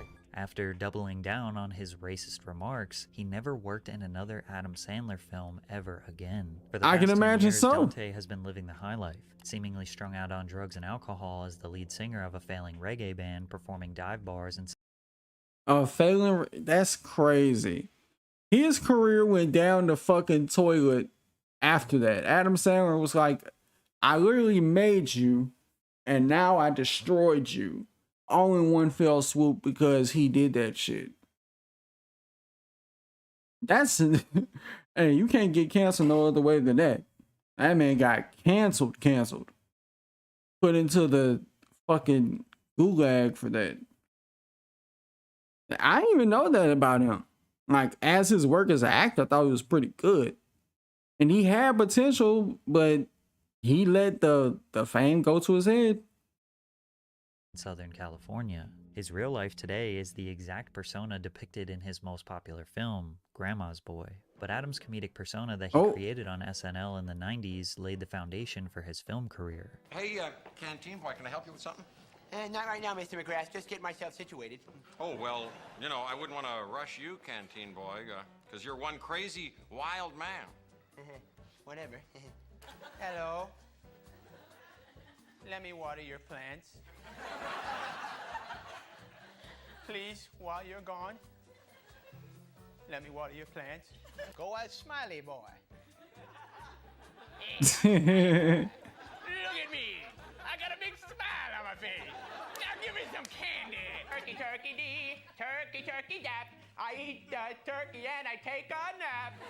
Adam met Tim Meadows in 1993, who would Hey, go on to Tim feature in a Meadows, handful of Happy the Madison GOAT. productions. By 93 and 94, Adam was now a permanent on-screen talent on SNL and even recruited his first Sandler Squad member, Tim Herlihy, to write for the show. But some people, like Bill Murray, hated Adam's SNL material. Bill Murray Really? was an SNL veteran, returning in 1993 to host, and wasn't very happy with the material he was seeing. Which Bill Murray are you going to get? The nice Bill Murray? You're going to get the tough Bill Murray. Yeah. You know? He's super nice to fans. He wasn't very nice to us. Interesting. He Mm. hated us on Saturday Night Live when he hosted. He did. Wow. Absolutely hated us, seething. Saturday Night Live season 20, That's which crazy. was the last season dominated by the Sandler crew, is up for debate as the worst season in the show's history. Because of the low ratings, NBC threatened to fire Lorne Michaels, who created and produced SNL since 1975. Sandler thought Holy he was shit. crushing it. I mean, him and his buddies thought the show was funny, but nobody else did, and it reflected in the viewership. SNL needed a fresh reset, so they fired Adam, Farley, Schneider, and Spade the following year. Yeah, I was fired. I was fired. NBC said that I was done. And I made over $4 billion at the box office. And they say come back. I guess you could say I won. Billy Madison released 2 months before Adam was fired from SNL. This was his first movie released through his own production company and secured a $16 million profit at the box office. Damn, Not he only got a that, bag but the off film that. became a cult classic, a part of American comedy culture. Getting fired from SNL was the best thing to ever happen to Adam Sandler. It was now 1995, he had momentum after a banger film, and had a network of more than a dozen comedians, writers, and actors who believed in his vision. Like, was there a pivot point in your career where you just knew this is it? It's go time. That's a good one, Nicky.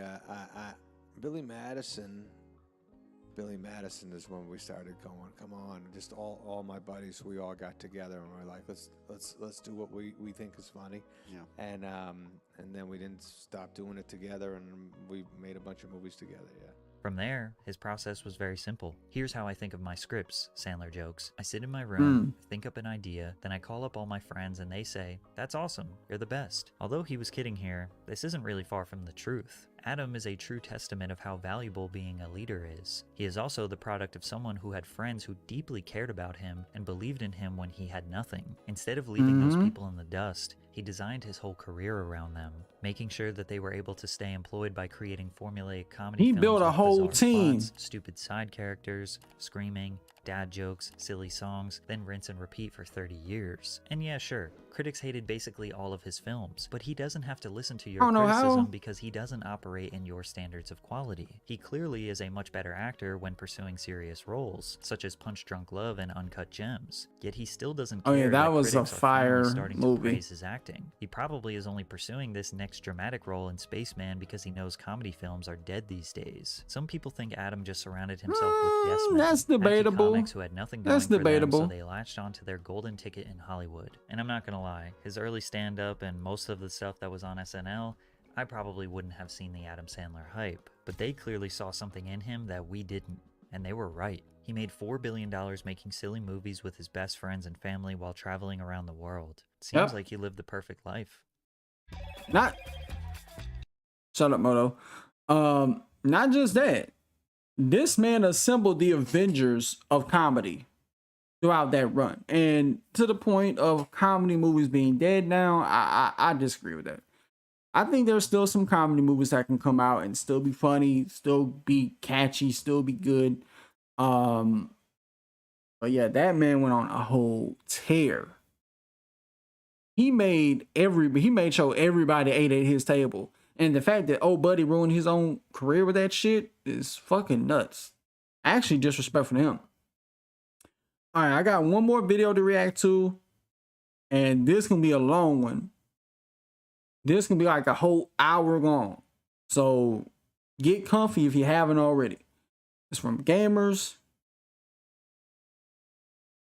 The Rise and Fall of Saints Row.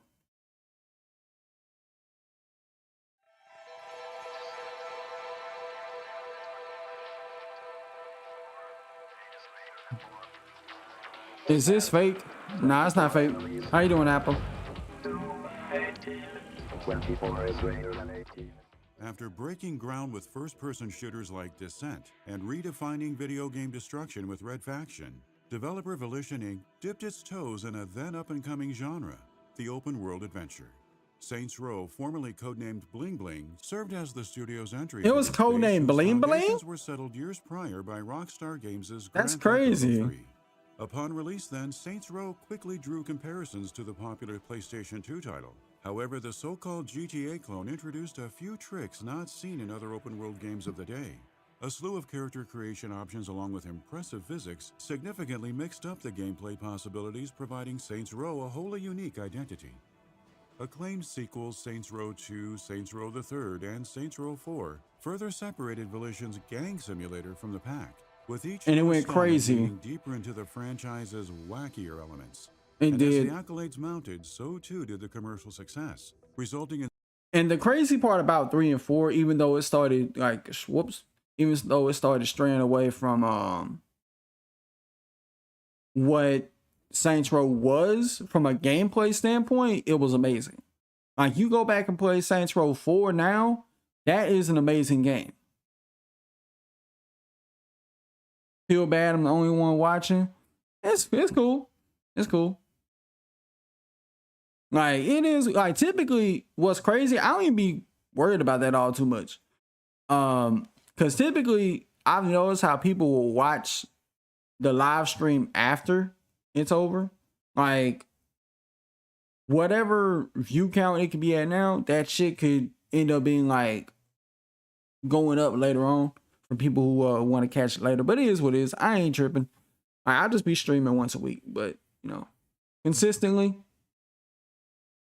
But yeah, I feel like Saints Row 4, it legit from a gameplay standpoint was amazing. From a system standpoint was amazing. Like it had one of the most deepest upgrade systems. I ain't gonna say in any Saints Row game, but it was pretty deep compared to like the later games. That's when shit started to fall off. in Saints Row becoming one of publisher THQ's most profitable properties. But not even the cash made off the backs of the 3rd Street Saints could keep the financially troubled THQ afloat. The publisher's bankruptcy in 2012 hardly impacted the series, though. Under the ownership of new parent company Deep Silver and later Embracer Group, Volition produced 3 additional Saints Row experiences, including a 2022 reboot that never gained favor from hardcore fans. To some, the GTA copycat that eventually reinvented the genre. And this was a lit part in lost its Saints Row luster, 3. And for that, the brand suffered mightily. Within a year of the reboot's debut, Volition closed up shop, leaving the future of the Saints in a state of uncertainty. Yep. This is the rise and fall of Saints Row. The death chill. The power to kill by fear itself. Like,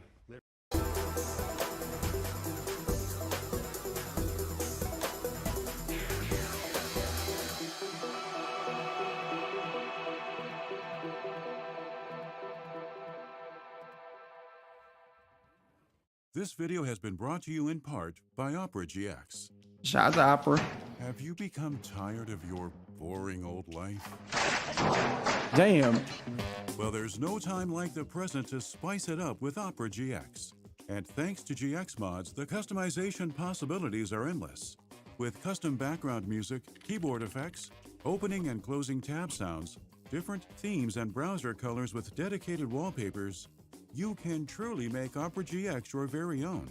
It even allows you to disable and enable mods and individual modifications in the mods menu available from the sidebar. So check out the GX store for a treasure trove of mods, or get creative and craft your own unique browsing experience. Opera GX also integrates generative AI. ChatGPT and ChatSonic on the sidebar can help you with your homework or finding just that one tidbit of info you need to defeat the next boss at the click of a button. And with a quick import tool, you can seamlessly transfer settings from your old browser, including history, bookmarks, and cookies, and even your Google Chrome extensions, making the switch to Opera GX hassle-free and easier than ever. So waste no time. Use our link to download Opera GX today. We'd like to thank Opera GX for sponsoring this video.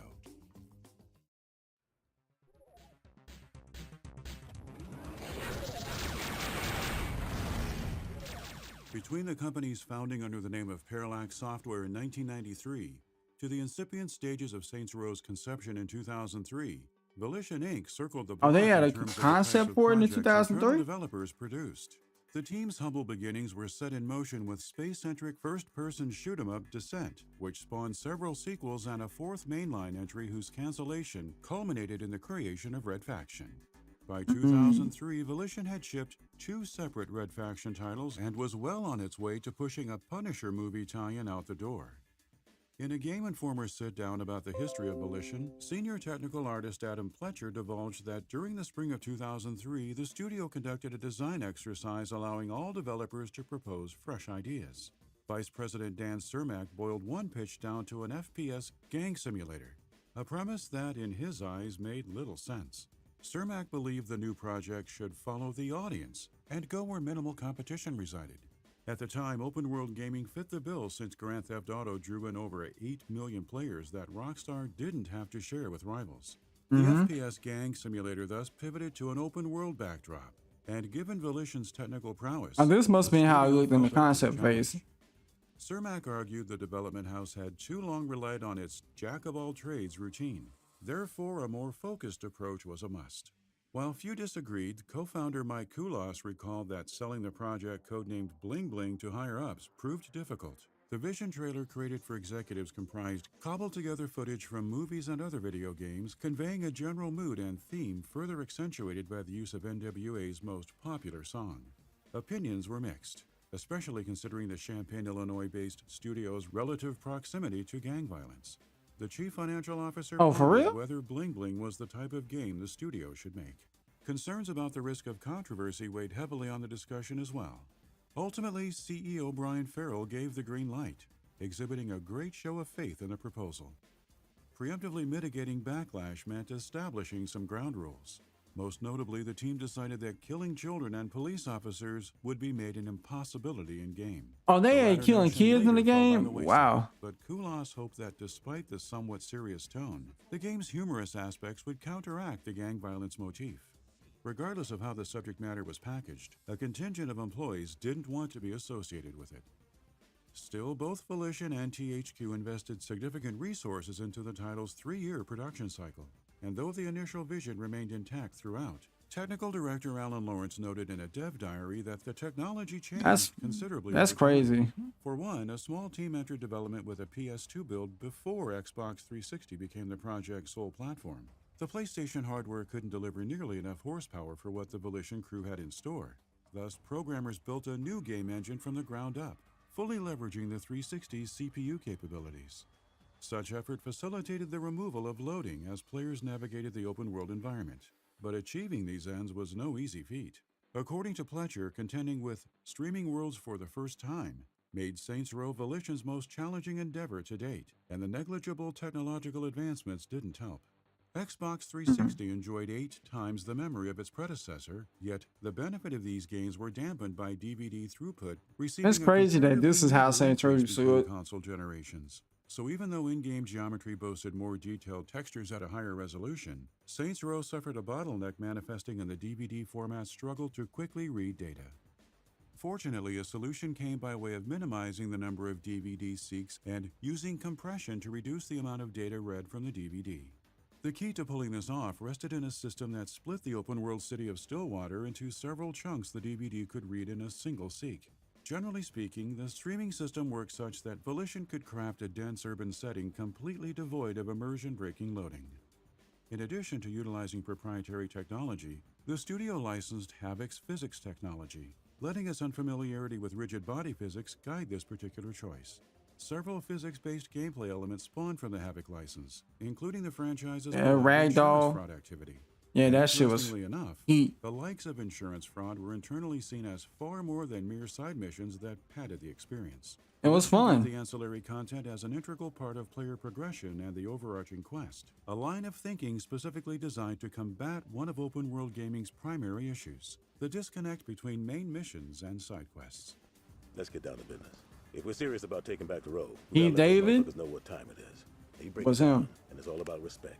Get enough of it, they're gonna back off, and we're gonna move right on in. The metropolis of Stillwater drew inspiration from Chicago and Detroit, and took form as an older industrial city. Stillwater came first in the course of development, its inner workings determined before Volition even had a story set in stone.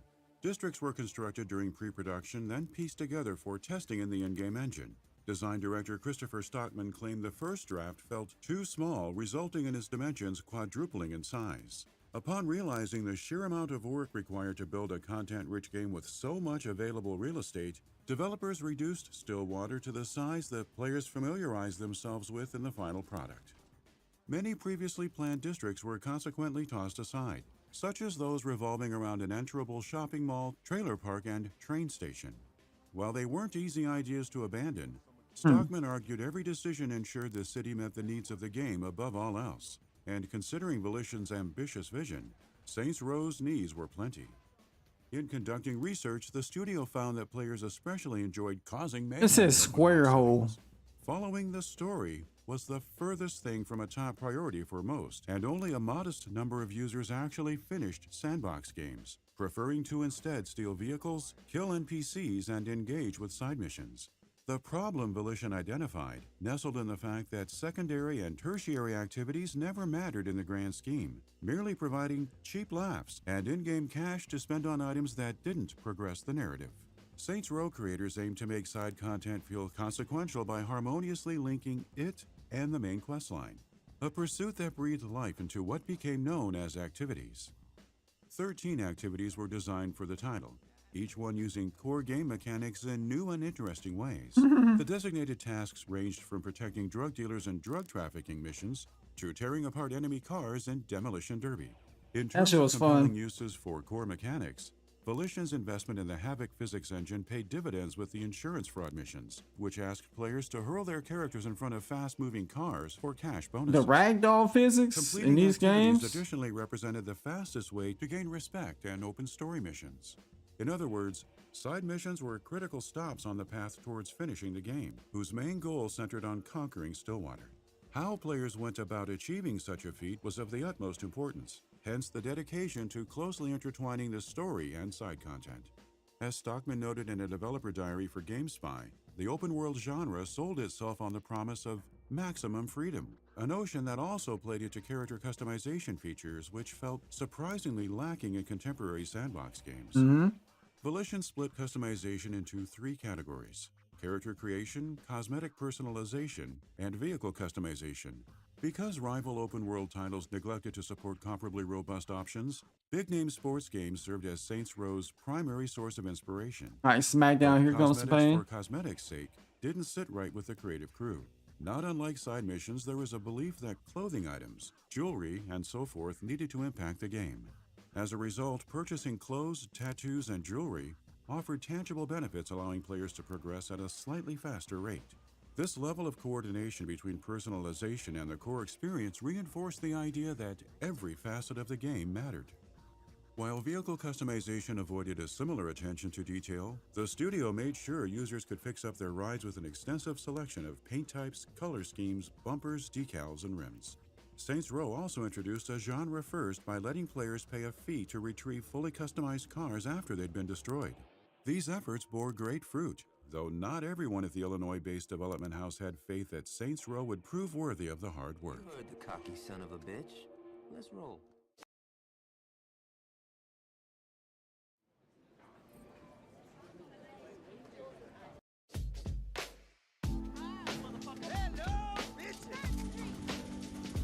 Damn.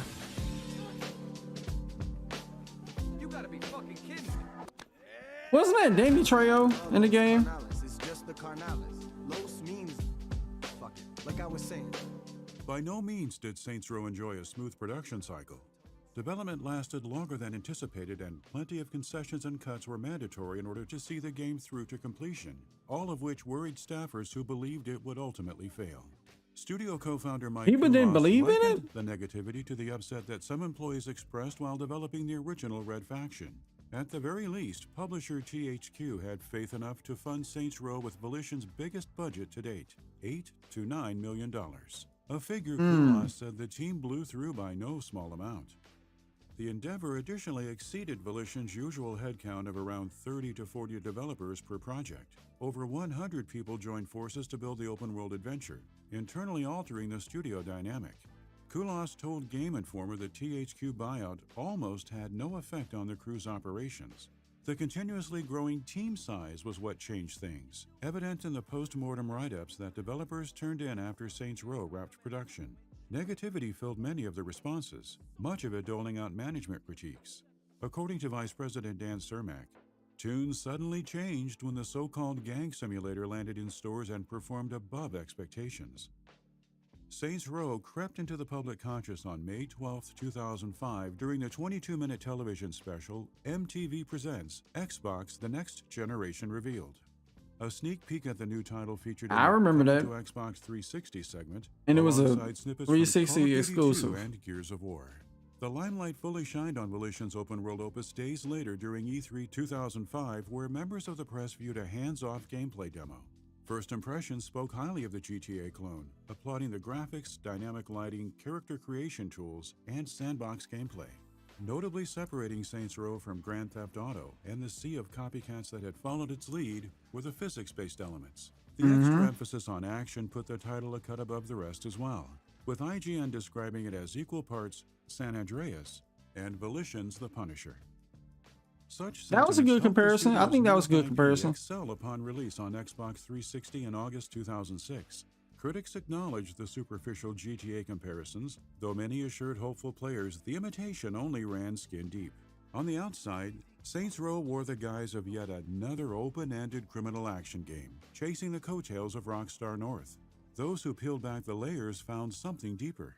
Applause-worthy customization, fun gameplay, a good balance between realism and amusement, and an entertaining campaign carried by a stacked cast including Clancy Brown, Keith David, They had Michael Clancy Clark Duncan, Brown? and Mila Kunis. What the Insufficient fuck? mission Nah, wait. subpar audio, choppy performance, and a Yo, multiplayer I forgot they had Mila Kunis in the game. I had no idea. Yo, that was crazy. Having a star-studded cast. Like, I mean, I knew Keith David made his appearance in Saints Row 4. God damn, they went all out. No wonder it cost that budget was no wonder that budget was so crazy.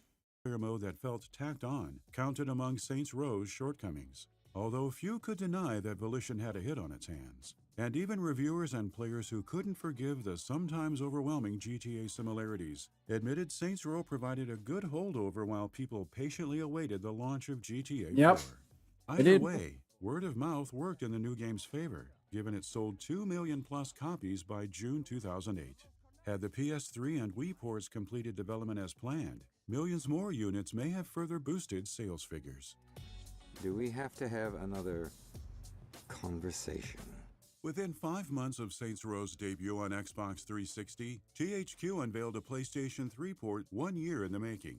But the much anticipated PS3 version never saw the light of day. Its cancellation in May 2007 announced alongside news of a multi-platform sequel. THQ chief Brian Farrell told analysts it'd be better for the brand to shift that came out simultaneously into a when I was in larger high install school. base the following year, implying PS3's sluggish sales informed the port's mid-development termination. Supposedly, Volition had nearly finished Saints Row's PlayStation iteration when THQ pulled the plug.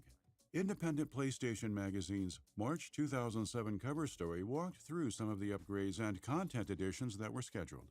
On top of slight graphical and gameplay improvements, the PS3 version would have also shipped with dozens of exclusive cosmetics, multiplayer maps, and support for DualShock 3's motion-sensing 6-axis technology. The alleged plans for 6-axis support made sense when considering a Wii port also enjoyed a brief stint in development. A Wii Not long port? after shipping Saints Row, THQ charged its subsidiary, mass media games with bringing the world of Stillwater Man, to keep the that Nintendo shit. A platform. Wii board? A former employee of the Port House told content creator Saints Row Clips that production ceased 5 months in due to the publisher's legal trouble with Nintendo. Leaked gameplay footage demonstrated that while mass media did indeed get the open world adventure running on Wii, it suffered a drastic That looks graphical downgrade, ugly. with single textures reduced by a reported 87%. Above all else, these cancellations freed up resources for Saints Row 2. Bro, that shit look horrible. There is no way Nintendo Mass was begging for a port back then. That shit looked like it was on a PS1. Like, what the hell? Or maybe even a fucking Atari or Genesis or Dreamcast. That did not look good at all. Who was asking for that? Let's interrogate him. An endeavor that kicked into high gear at least 12 months before Volition completed production on the original. Speaking with Worth Playing, the sequel's project design director James Sine noted Saints Row had franchise potential written on it from the start, explaining the early decision to begin work on a second installment. The sequel team took advantage of the head start, closely watching how the first game's creators managed technology, design, and art. Yet outside of following through on the Saints Row cliffhanger, the creatives behind the newer title brought over precious little from the 2006 entry. The streaming system, rendering technology, and even the layout of Stillwater all underwent a complete rework in the years before Saints Row 2 arrived in 2009. Bitch, you better not miss,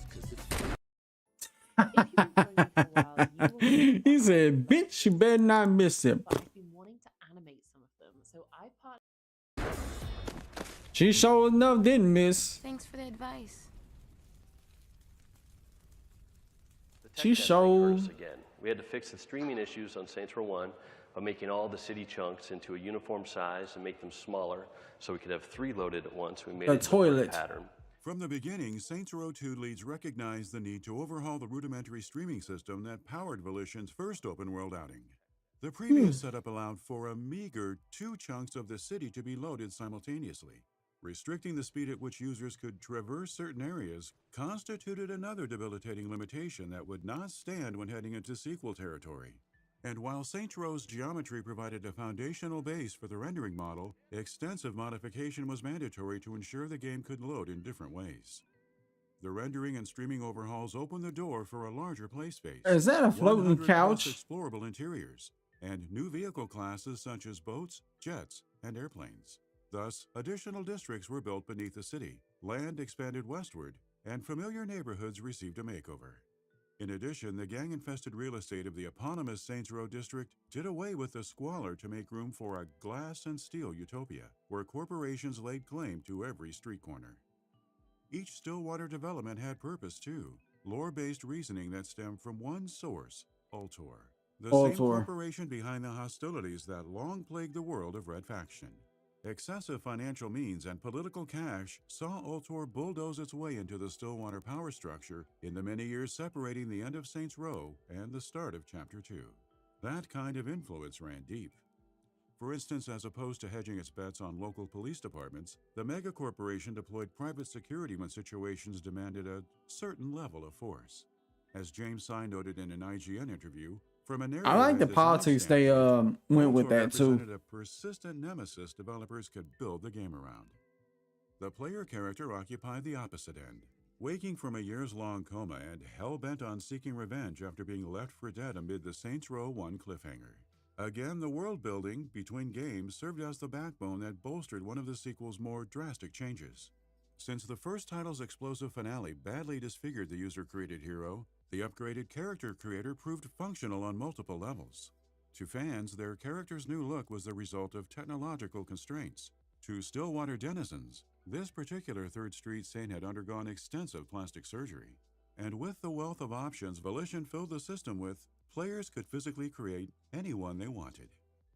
Saints Row 2's absurd level of customization didn't solely extend to additions like the choice of gender, voice, and the dozen or so nose sliders. This fixation on a character's physical qualities further applied to gameplay elements. I know it was stop sign. Player-made decisions informed their fighting styles, taunts, vehicles the gang drove, and the activities performed to advance in the story campaign, all of which injected the brand with a unique identity.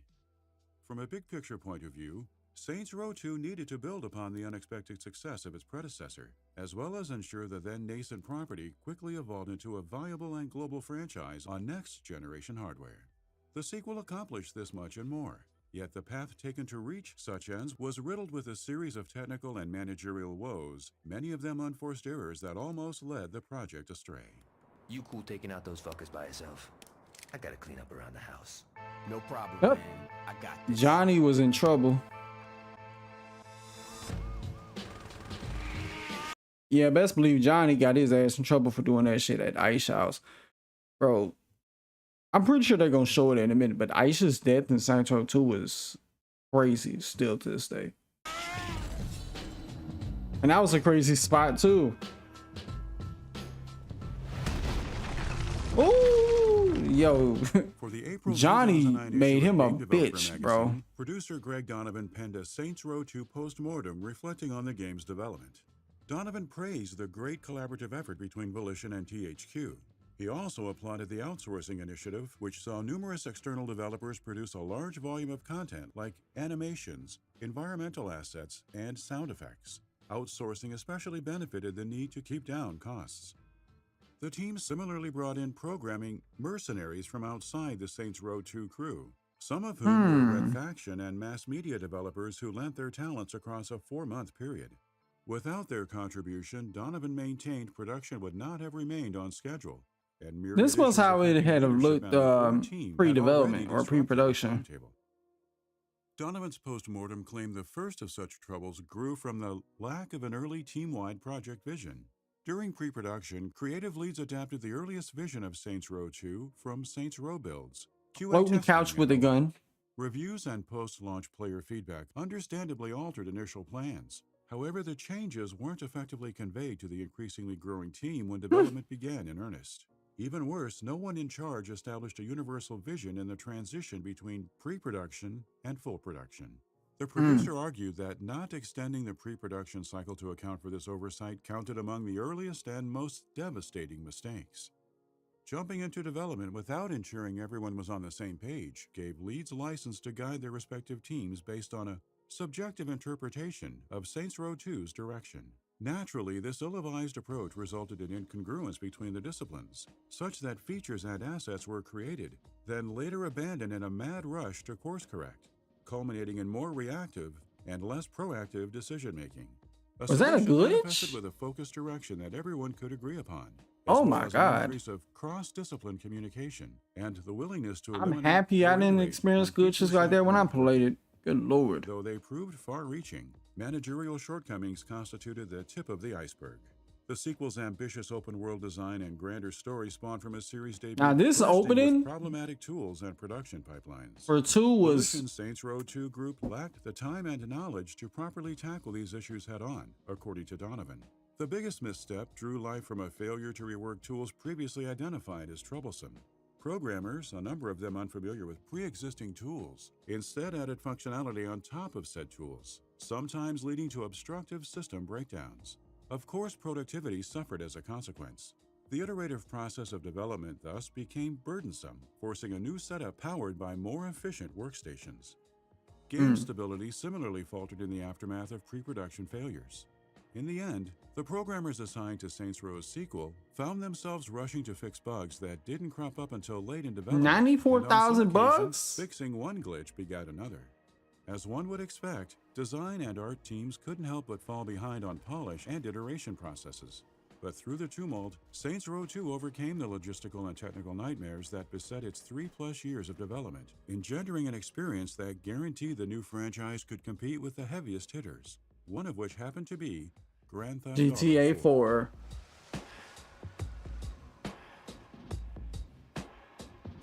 How long does it take you to dial in your No, voice? yo. Xbox, probably just a few seconds. Check this out. Everything right, my love, my life.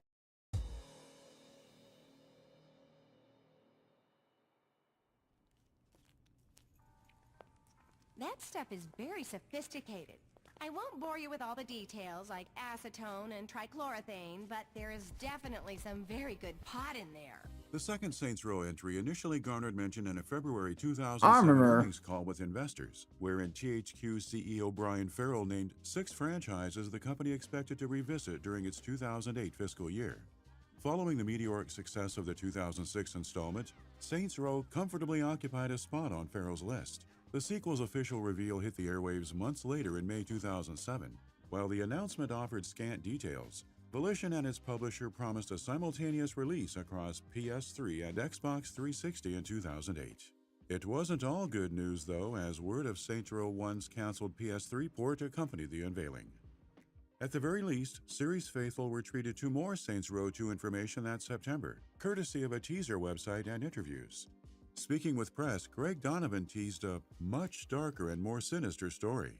Talk of an expanded Stillwater, campaign co-op support, competitive multiplayer, and enhanced Saints Row 2 definitely customization was. also built up Yo, early what the fuck? anticipation. The marketing machine leapt into action in the spring of 2008, and with Grand Theft Auto 4, Yo, out in that late was April, shade. all eyes were on how the THQ property would differentiate itself. To Volition, the answer seems simple. Rockstar appeared to have taken GTA's story in more of a serious, ultra-realistic direction, whereas Saints Row 2 players could set their tone in accordance with how their character dressed and behaved. Add to that the over-the-top gameplay, and developers readily billed the Saints-starring adventure as one that cared nothing for the boundaries of realism. Favorable reviews accompany the title's October 2008 due date, despite technical shortcomings plaguing the release with bugs and stability hiccups. Critics generally I don't labeled the remember that many experience bugs. mindless Maybe I mayhem, just loved it that absent any much. depth, with some deeming the excessive violence and language distracting at times. Launching just months after GTA 4, Ain't no didn't such thing do as any favors in that excessive. respect, as the ever-evolving perception of Saints Row moved it out of cheap Grand Theft Auto knockoff territory and plopped firmly on the outdated and amoral alternative to GTA Hill. The constant It was a comparison seemingly degenerate had cousin. no adverse effect on the sequel's commercial viability. Volition's crime-ridden sandbox brightened the outlook of a struggling THQ, having sold 2.6 million units by spring 2009. Saints Row. It said that THQ, was that just for the company or for the game? Oh no. Outdated and amoral alternative to GTA Hill. The constant comparison seemingly had no adverse effect on the sequel's commercial viability. Volition's crime-ridden sandbox. THQ losses hit 431 million. That must have been for the company.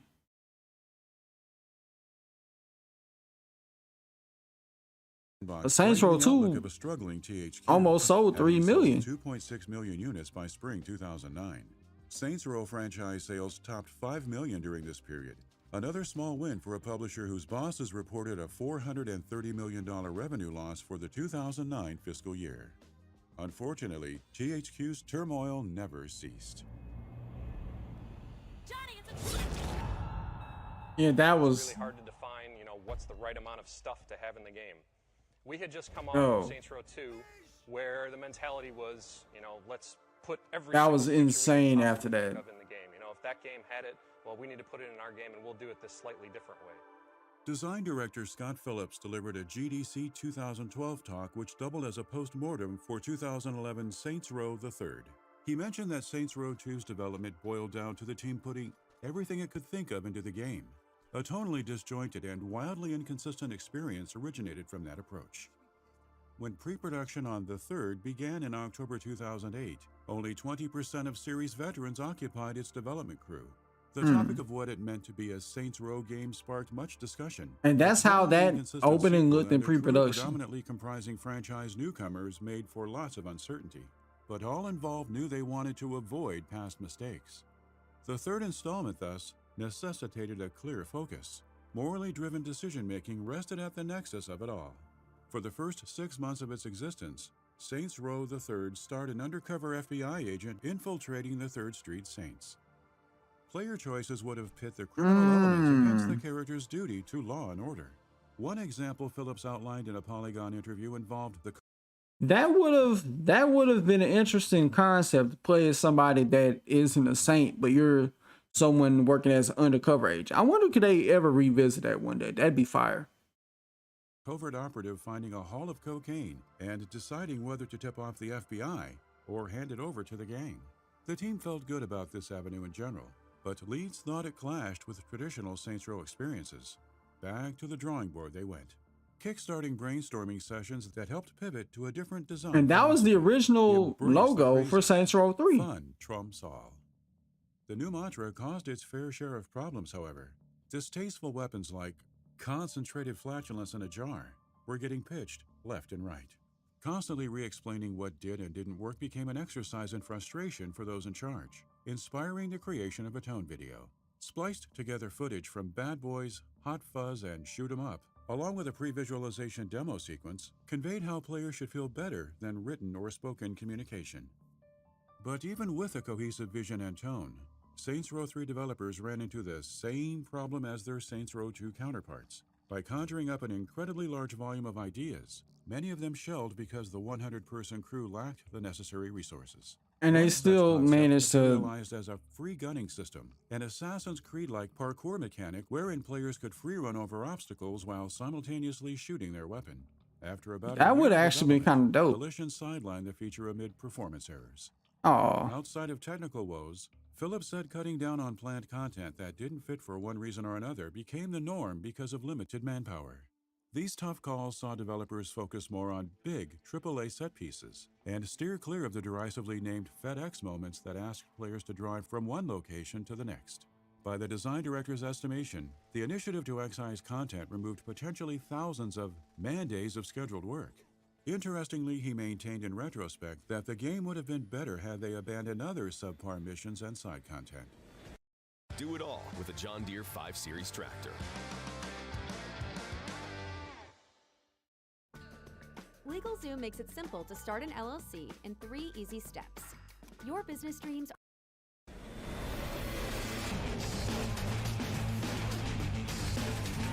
That was lit. A bold new vision invited a change of pace.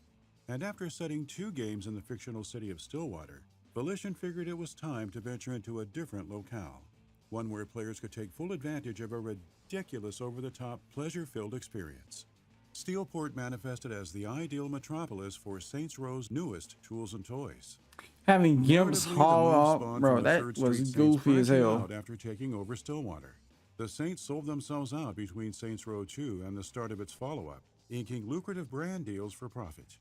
The universe Volition created propped up the gang-affiliated criminals as celebrities, media icons garnering widespread attention from an adoring public who fawned over their shenanigans. Saints paraphernalia filled the shops of the hyper-realistic Steelport, all while the commercialized gang members wreaked havoc across the city with weapons as outrageous as oversized sex toys.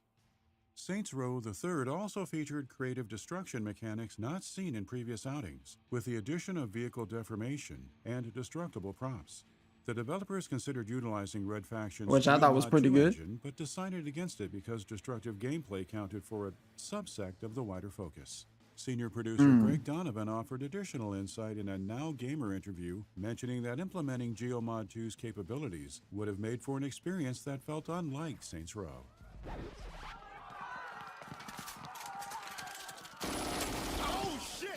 Whatever form the next adventure took, longtime fans were eager to know more after associate That was a producer whole Dan setup, that Sutton bitch. That was promised shit was Saints Row 3 crazy. would engender a new direction in a late 2008 interview.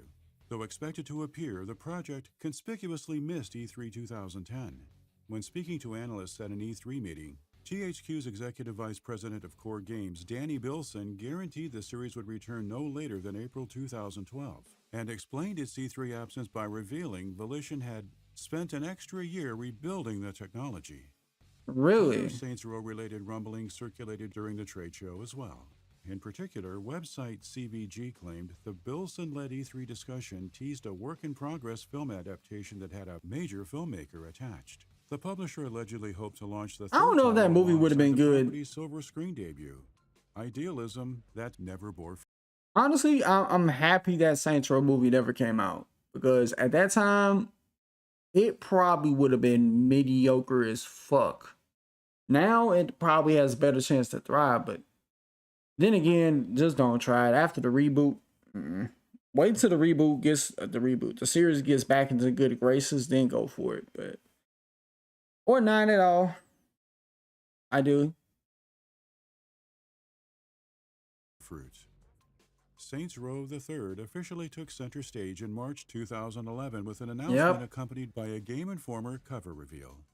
Slated for a holiday 2011 release on PC, PS3, and Xbox 360, the new Saints Row positioned players at the top of the food chain, offering all the perks expected of someone heading up an elite criminal organization. THQ and Volition assured fans the over-the-top zaniness of past installments would resurface, bolstered by several more layers of outlandish gameplay possibilities. And though multiplayer never made the cut following its unpopularity in the past, the third's rollout that November didn't disappoint.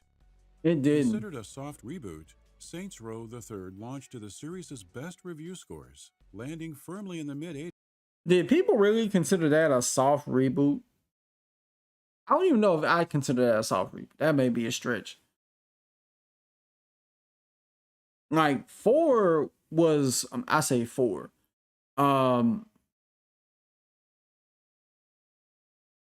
The reboot that came out last year, that was a full-blown reboot. I wouldn't even consider 3 a soft reboot. That was more of a continuation, if anything. Because Stillwater was still referenced in 3 and in 4. On Metacritic, reviewers described it as an adult theme park, a bombastic romp layered with the deepest depths of mayhem and perversion. And I enjoyed this game when it came out. Gameplay. Volition's third Saints Row was a bona fide hit, the perfect demonstration of what sandbox games could offer. A general lack of challenge, unimpressive visuals, and distracting glitches prevented the title from reaching the satirical masterpiece heights Volition appeared to be targeting. Entertainment Weekly's C+ grade review, while in part filled with praise, summed up the third's fundamental rhythm by dubbing it an awesome setup with terrible follow-through. Favorable I word of disagree. mouth and post-launch DLC support bolstered the 2011 adventure's commercial success. THQ reported the title had shipped in over 4 million units by April 2012, leading executives of the struggling publisher to believe it would finish the calendar year with a cash balance higher than previously projected. However, the top-selling property and other success like the UFC games could only do so much. It got so bad that eventually, THQ and company ran out of road. They did. And we see what happens next. It was a pretty shit plan. Tell me something, Matt. Did you have a plan? How about you, Eddie? There's a reason Philippe left the thinking to us. We're done here. In a January 2012 investor Damn, he snapped her neck with just Farrell spoke of realigning company resources. lynching. The most significant change involved the firm stepping away from kids' licensed entertainment, bringing a halt to interactive experiences modeled after Disney, Nickelodeon, and WB animation properties. Farrell claimed this adjustment would streamline THQ's output by exclusively focusing on the strongest franchises in its wheelhouse. As far as higher-ups were concerned, Saints Row III's chart-topping success exemplified what the revised strategy could achieve. Farrell's optimism was short-lived. And not gonna lie, like the trailer they had for 3 with Kanye West's Power Song, oh my god.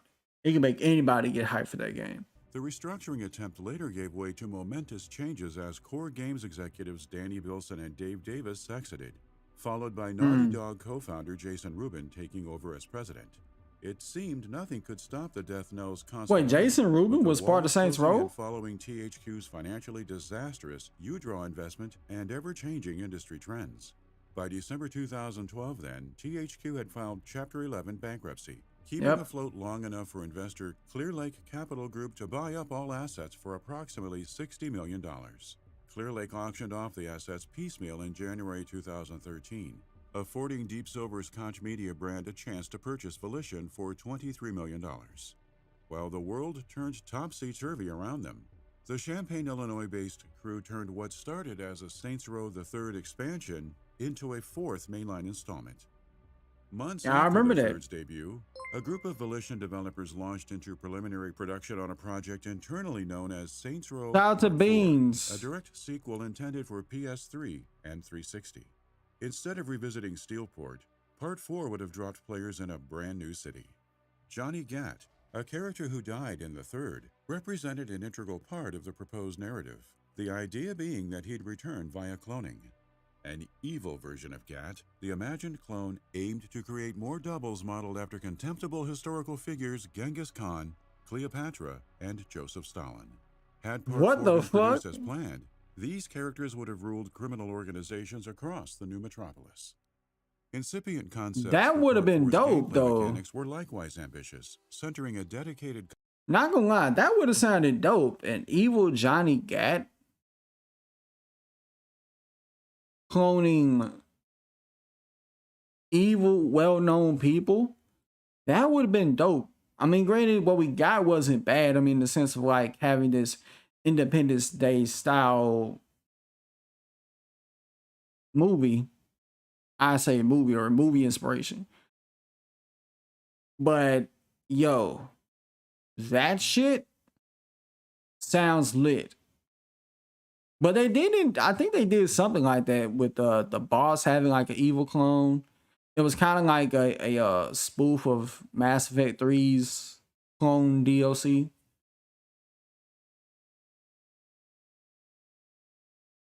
cover system, parkour capabilities, and overhauled weapon customization features with attachments.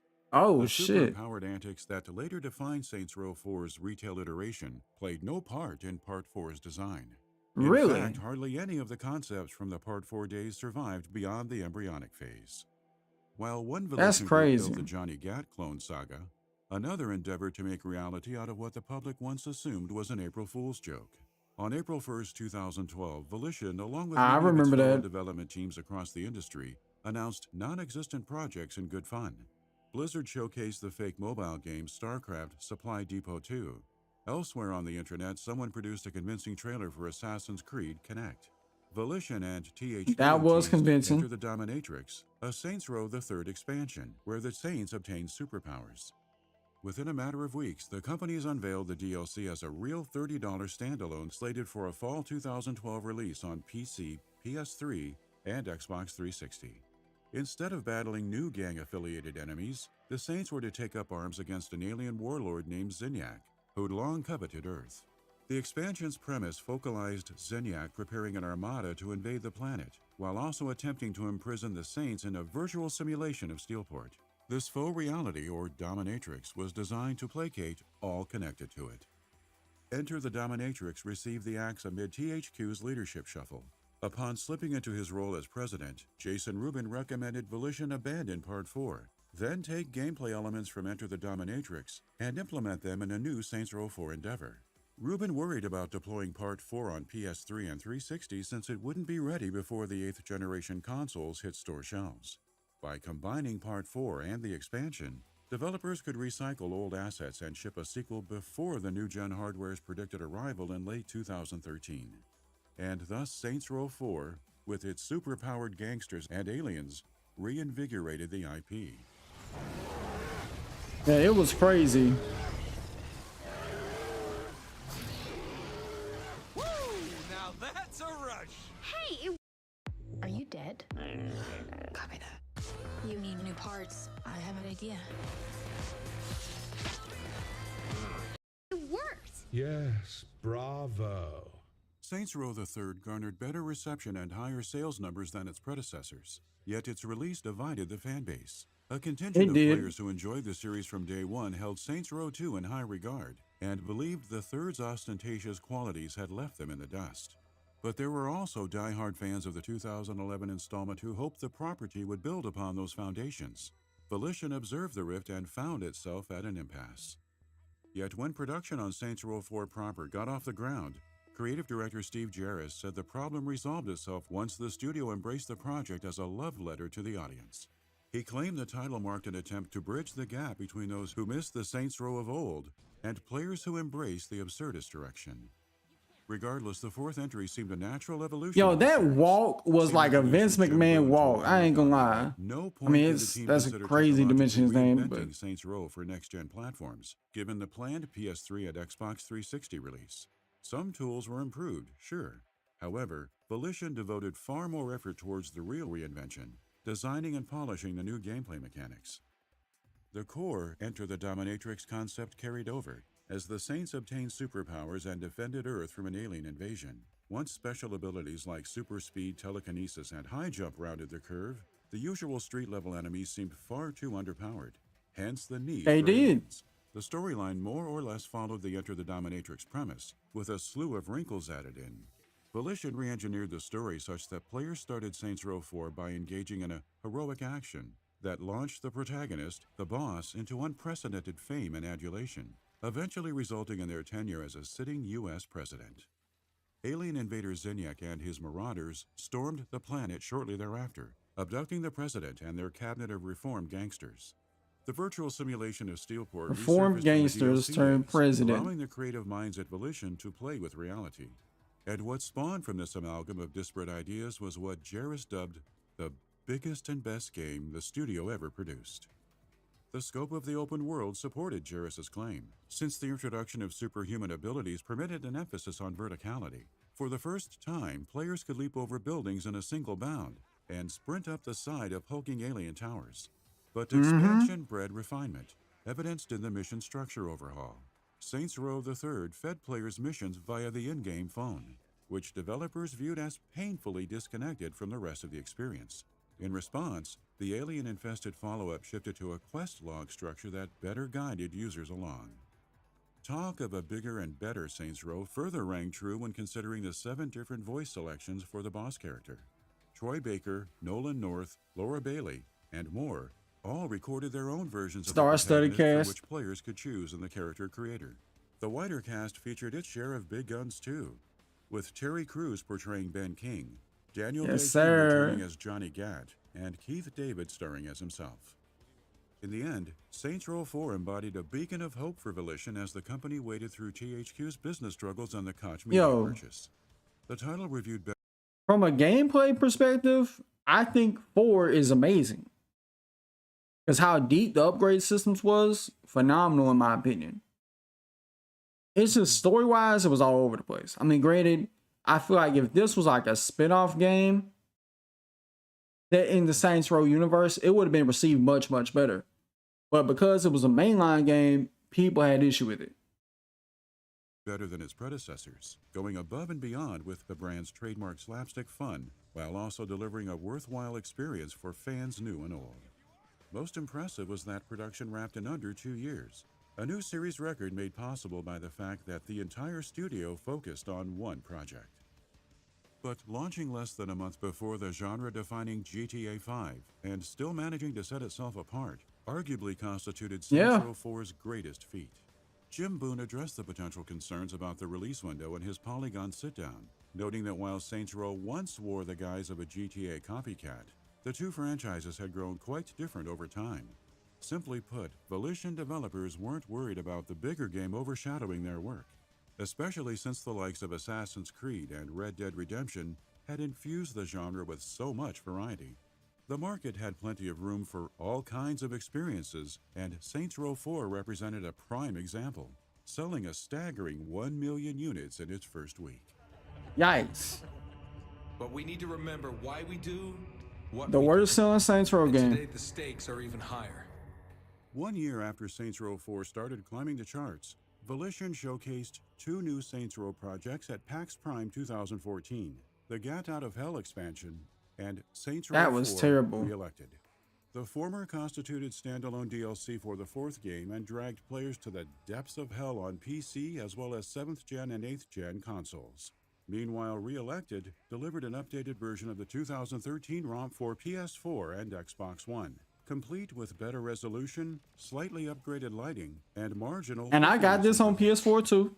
I got it on PS3 and PS4. That's how much I like that game. 2015, giving customers 2 Saints Row games for the price of 1 if they purchase the bundled physical package. Re-Elected may have been a more polished version of Volition's most grandiose endeavor, but the experimental nature of Gat Out of Hell boasted an ambience that especially attracted eyeballs, due in small part to the unexpected inspiration of Disney animated classics. Developed in conjunction with Conduit developer Voltage Software, Gat Out of Hell invited players to assume the role of Johnny Gat, or Kinsey Kensington. Hell provided the newest playground in which the protagonists traversed to rescue Playing the as boss's Johnny was soul and amazing. defeat Satan. Creative director Steve Jarvis's love of Disney informed the use of standard fairy tale tropes, A birthday party kicked off the inciting incident in Sleeping Beauty, for example. So Gat Out of Hell followed a kindred path. Volition's parody even included musical numbers wherein characters, the devil included, sang about their feelings. Beyond indulging in a fairy tale veneer, developers placed an emphasis on building a fun sandbox for players to fly around. In so doing, demon wings were conjured as the source of flight-based abilities. Summoning demon minions in combat and wielding weapons based on the 7 deadly sins accentuated Johnny and Kinsey's newfound powers, which to many critics and players made the experience all the more exciting. Oddly enough, Gat Out of Hell's multiple endings took the relative simplicity of a defeat Satan in Hell premise and ramped it up to 11. One such conclusion had Johnny Gat earn an eternity in heaven. Another saw him become the king of hell. But the canonical ending resulted in God retconning the Saints Row universe. This version of events set up a compelling future for the IP. And I'm surprised they didn't do nothing with that. Would later argue that it marked the beginning of the end.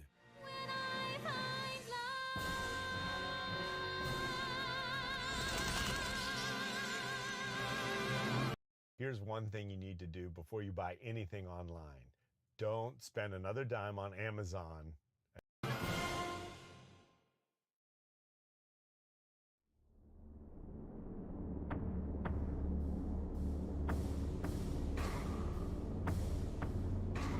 Saints Row 4's final moments depicted the Saints on a spaceship in full control of the galaxy. Gat Out of Hell followed that up with a quick trip to the land of eternal damnation.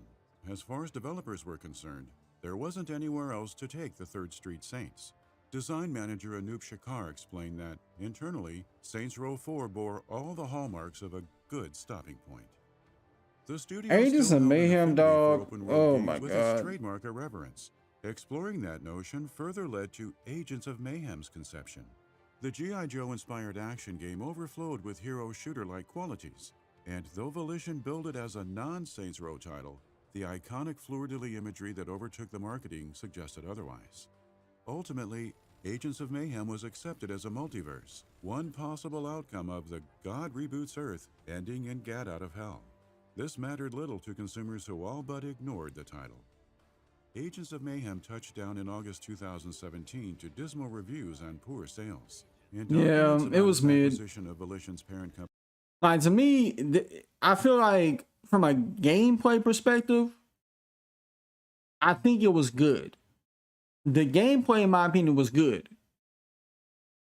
It's just everything else, open world, the story was just abysmal. Company Koch Media in February 2018, THQ Nordic disclosed that Agents of Mayhem had moved just 300,000 units worldwide, a far cry from the 1 million sales Saints Row 4 netted across a 7-day period. For the first time in a long time, things were looking dire for the Midwestern development house. After Agents of Mayhem crashed and burned, returning to Saints Row proper seemed a smart bet. One problem loomed. Saints Row 4 ended with the gang assuming control of the galaxy. Gat Out of Hell put players face to face with the devil. There was nowhere else to take this series from the creative team's point of view. Therefore, while Volition briefly considered another sequel, Chief Creative Officer Jim Boone said rebooting the franchise and revisiting its roots with a contemporary angle proved an easy decision. Gone were the days of superpowers and demon wings. Developers instead targeted a tone between that of Saints Row 2 and the third. This meant sidelining the chaotic shenanigans presented in the later installments. Boone It missed the mark on that tone. Volition harbored great pride for its past work. It realized those experiences were products of a specific zeitgeist. That's to say the developers weren't sure they felt comfortable promoting a game with weapons modeled after sex toys. Exaggerated action and the criminal power fantasy still reigned supreme, but conveying as much through a contemporarily resonant story guided creative choices. Therefore, Volition devised a new story, buttressed by a different gang of saints who operated in a setting not yet seen in Saints Row, Santo Ileso. The fictional locale drew heavily from the American Southwest, a Las Vegas analog named El Dorado in one corner of the map. Monte Vista, a rich gated community, occupied another corner, and a financial district designed for vertical traversal enveloped the city's center portion. And the underlying theme behind it all? Contemporary crime. players would once more build their own boss character, someone responsible for leading the new Saints towards a future where they ran a criminal empire. 3 unfamiliar characters rounded out the rest of the gang. Eli filled in for the nerd role, having graduated with an MBA while fostering entrepreneurial aspirations. Nina played the part of elite driver, her skills as a mechanic giving her yet another leg up. Finally, there was Kevin, a DJ who brought charisma into the fold. Developers imagined this as a way for players to establish the Saints through their own vision, slowly taking over territory and setting up criminal business fronts to their liking.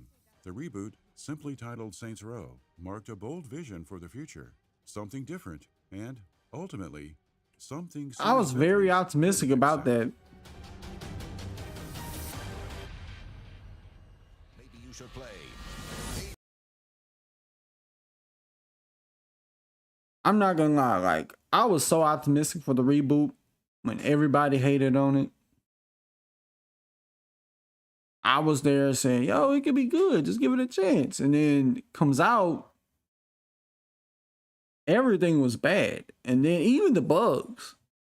Like, I don't know how Volition kept running into that problem of having a buggy game.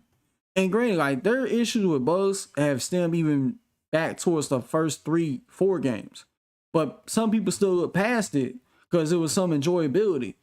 But when it's there's nothing to be enjoyed about with this game, then there's a problem, you know, like.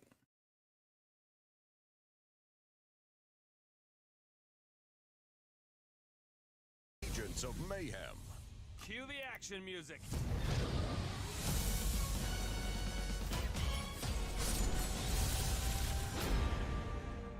Deep Silver's dissatisfaction with the early commercial performance of Agents of Mayhem begat layoffs in September 2017 that affected a reported 30-plus Volition staffers.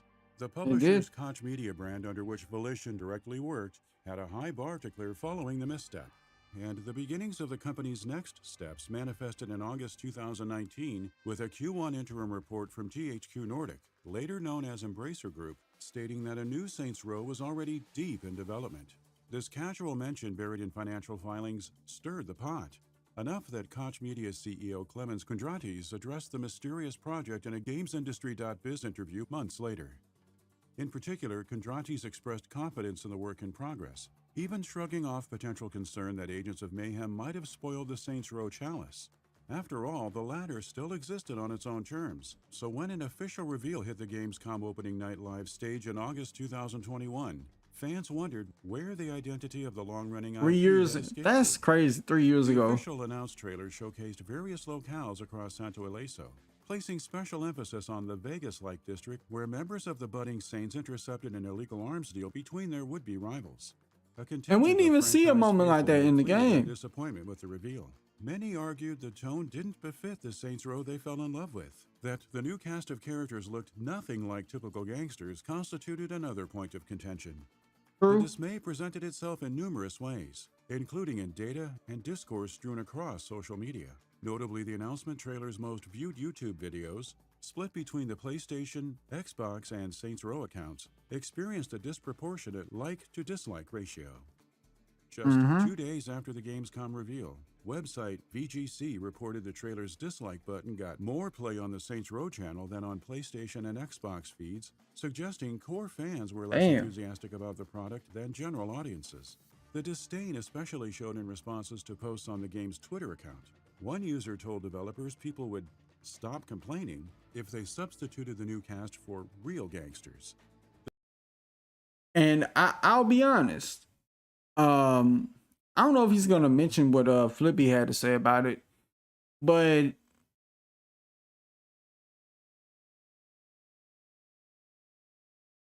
it failed on so many aspects.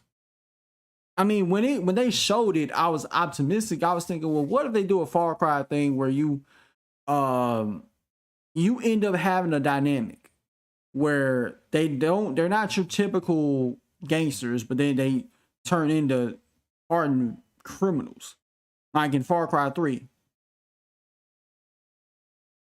It was, what's his name? It was fucking Jason Brody, I think. He was like a typical party kid. that if you looked at him, nobody really would take him seriously. But by the end of the game, he became a monster. He even said so at the end of the game. But in terms of how they handle things on social media, everybody agreed, like, yeah, they shouldn't have did that.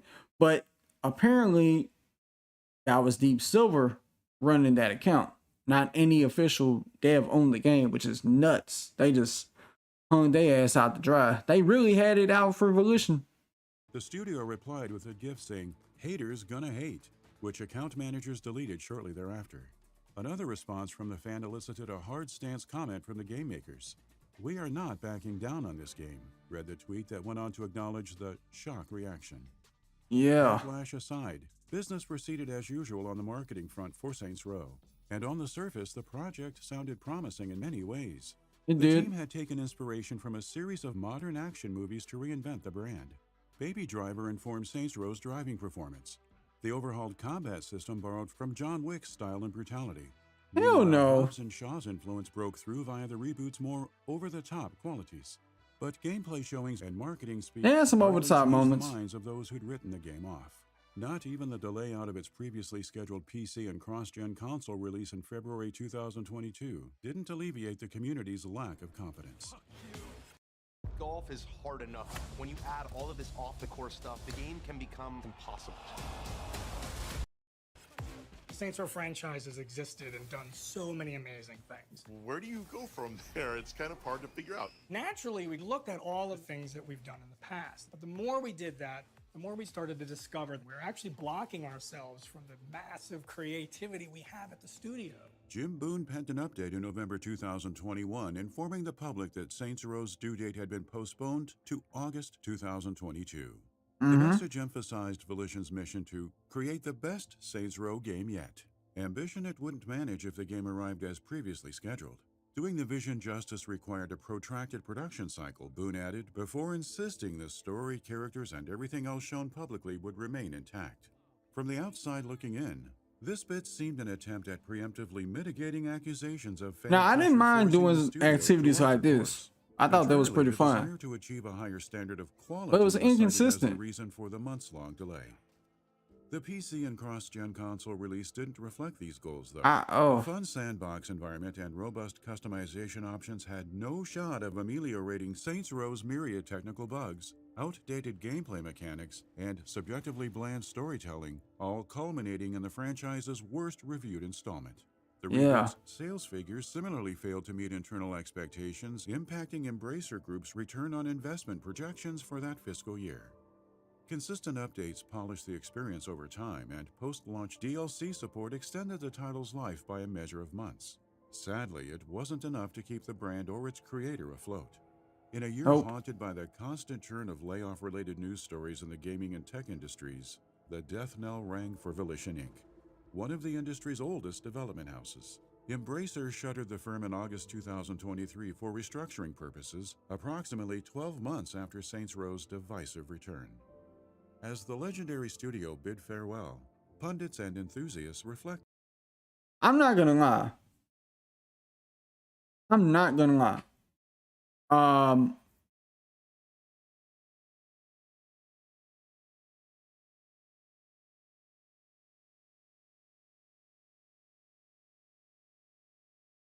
The fact that we found out later that Embracer Group would shut down many more people and Volition turned out to be the first head to roll was crazy.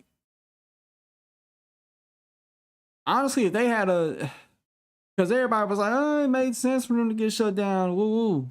But then you see everybody who they've been laying off ever since, people can revisit them closures and be like, maybe they didn't close down Volition for the right reason. I mean, granted, they gave them $100 million budget. Like, I don't know what they was thinking. Like,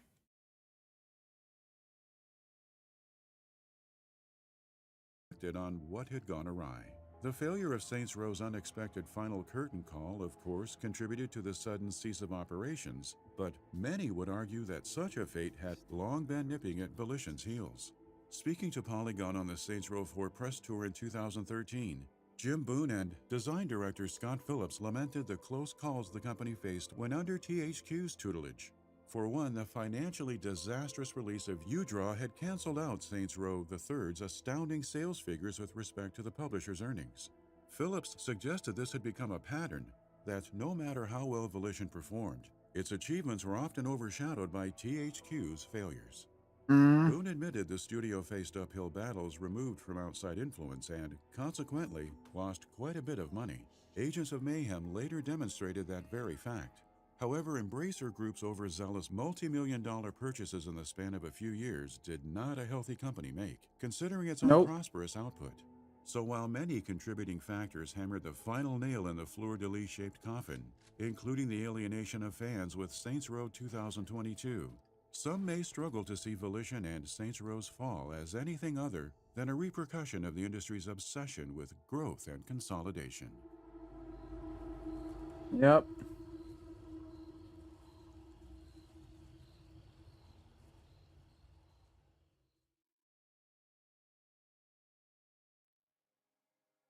Thank you for watching.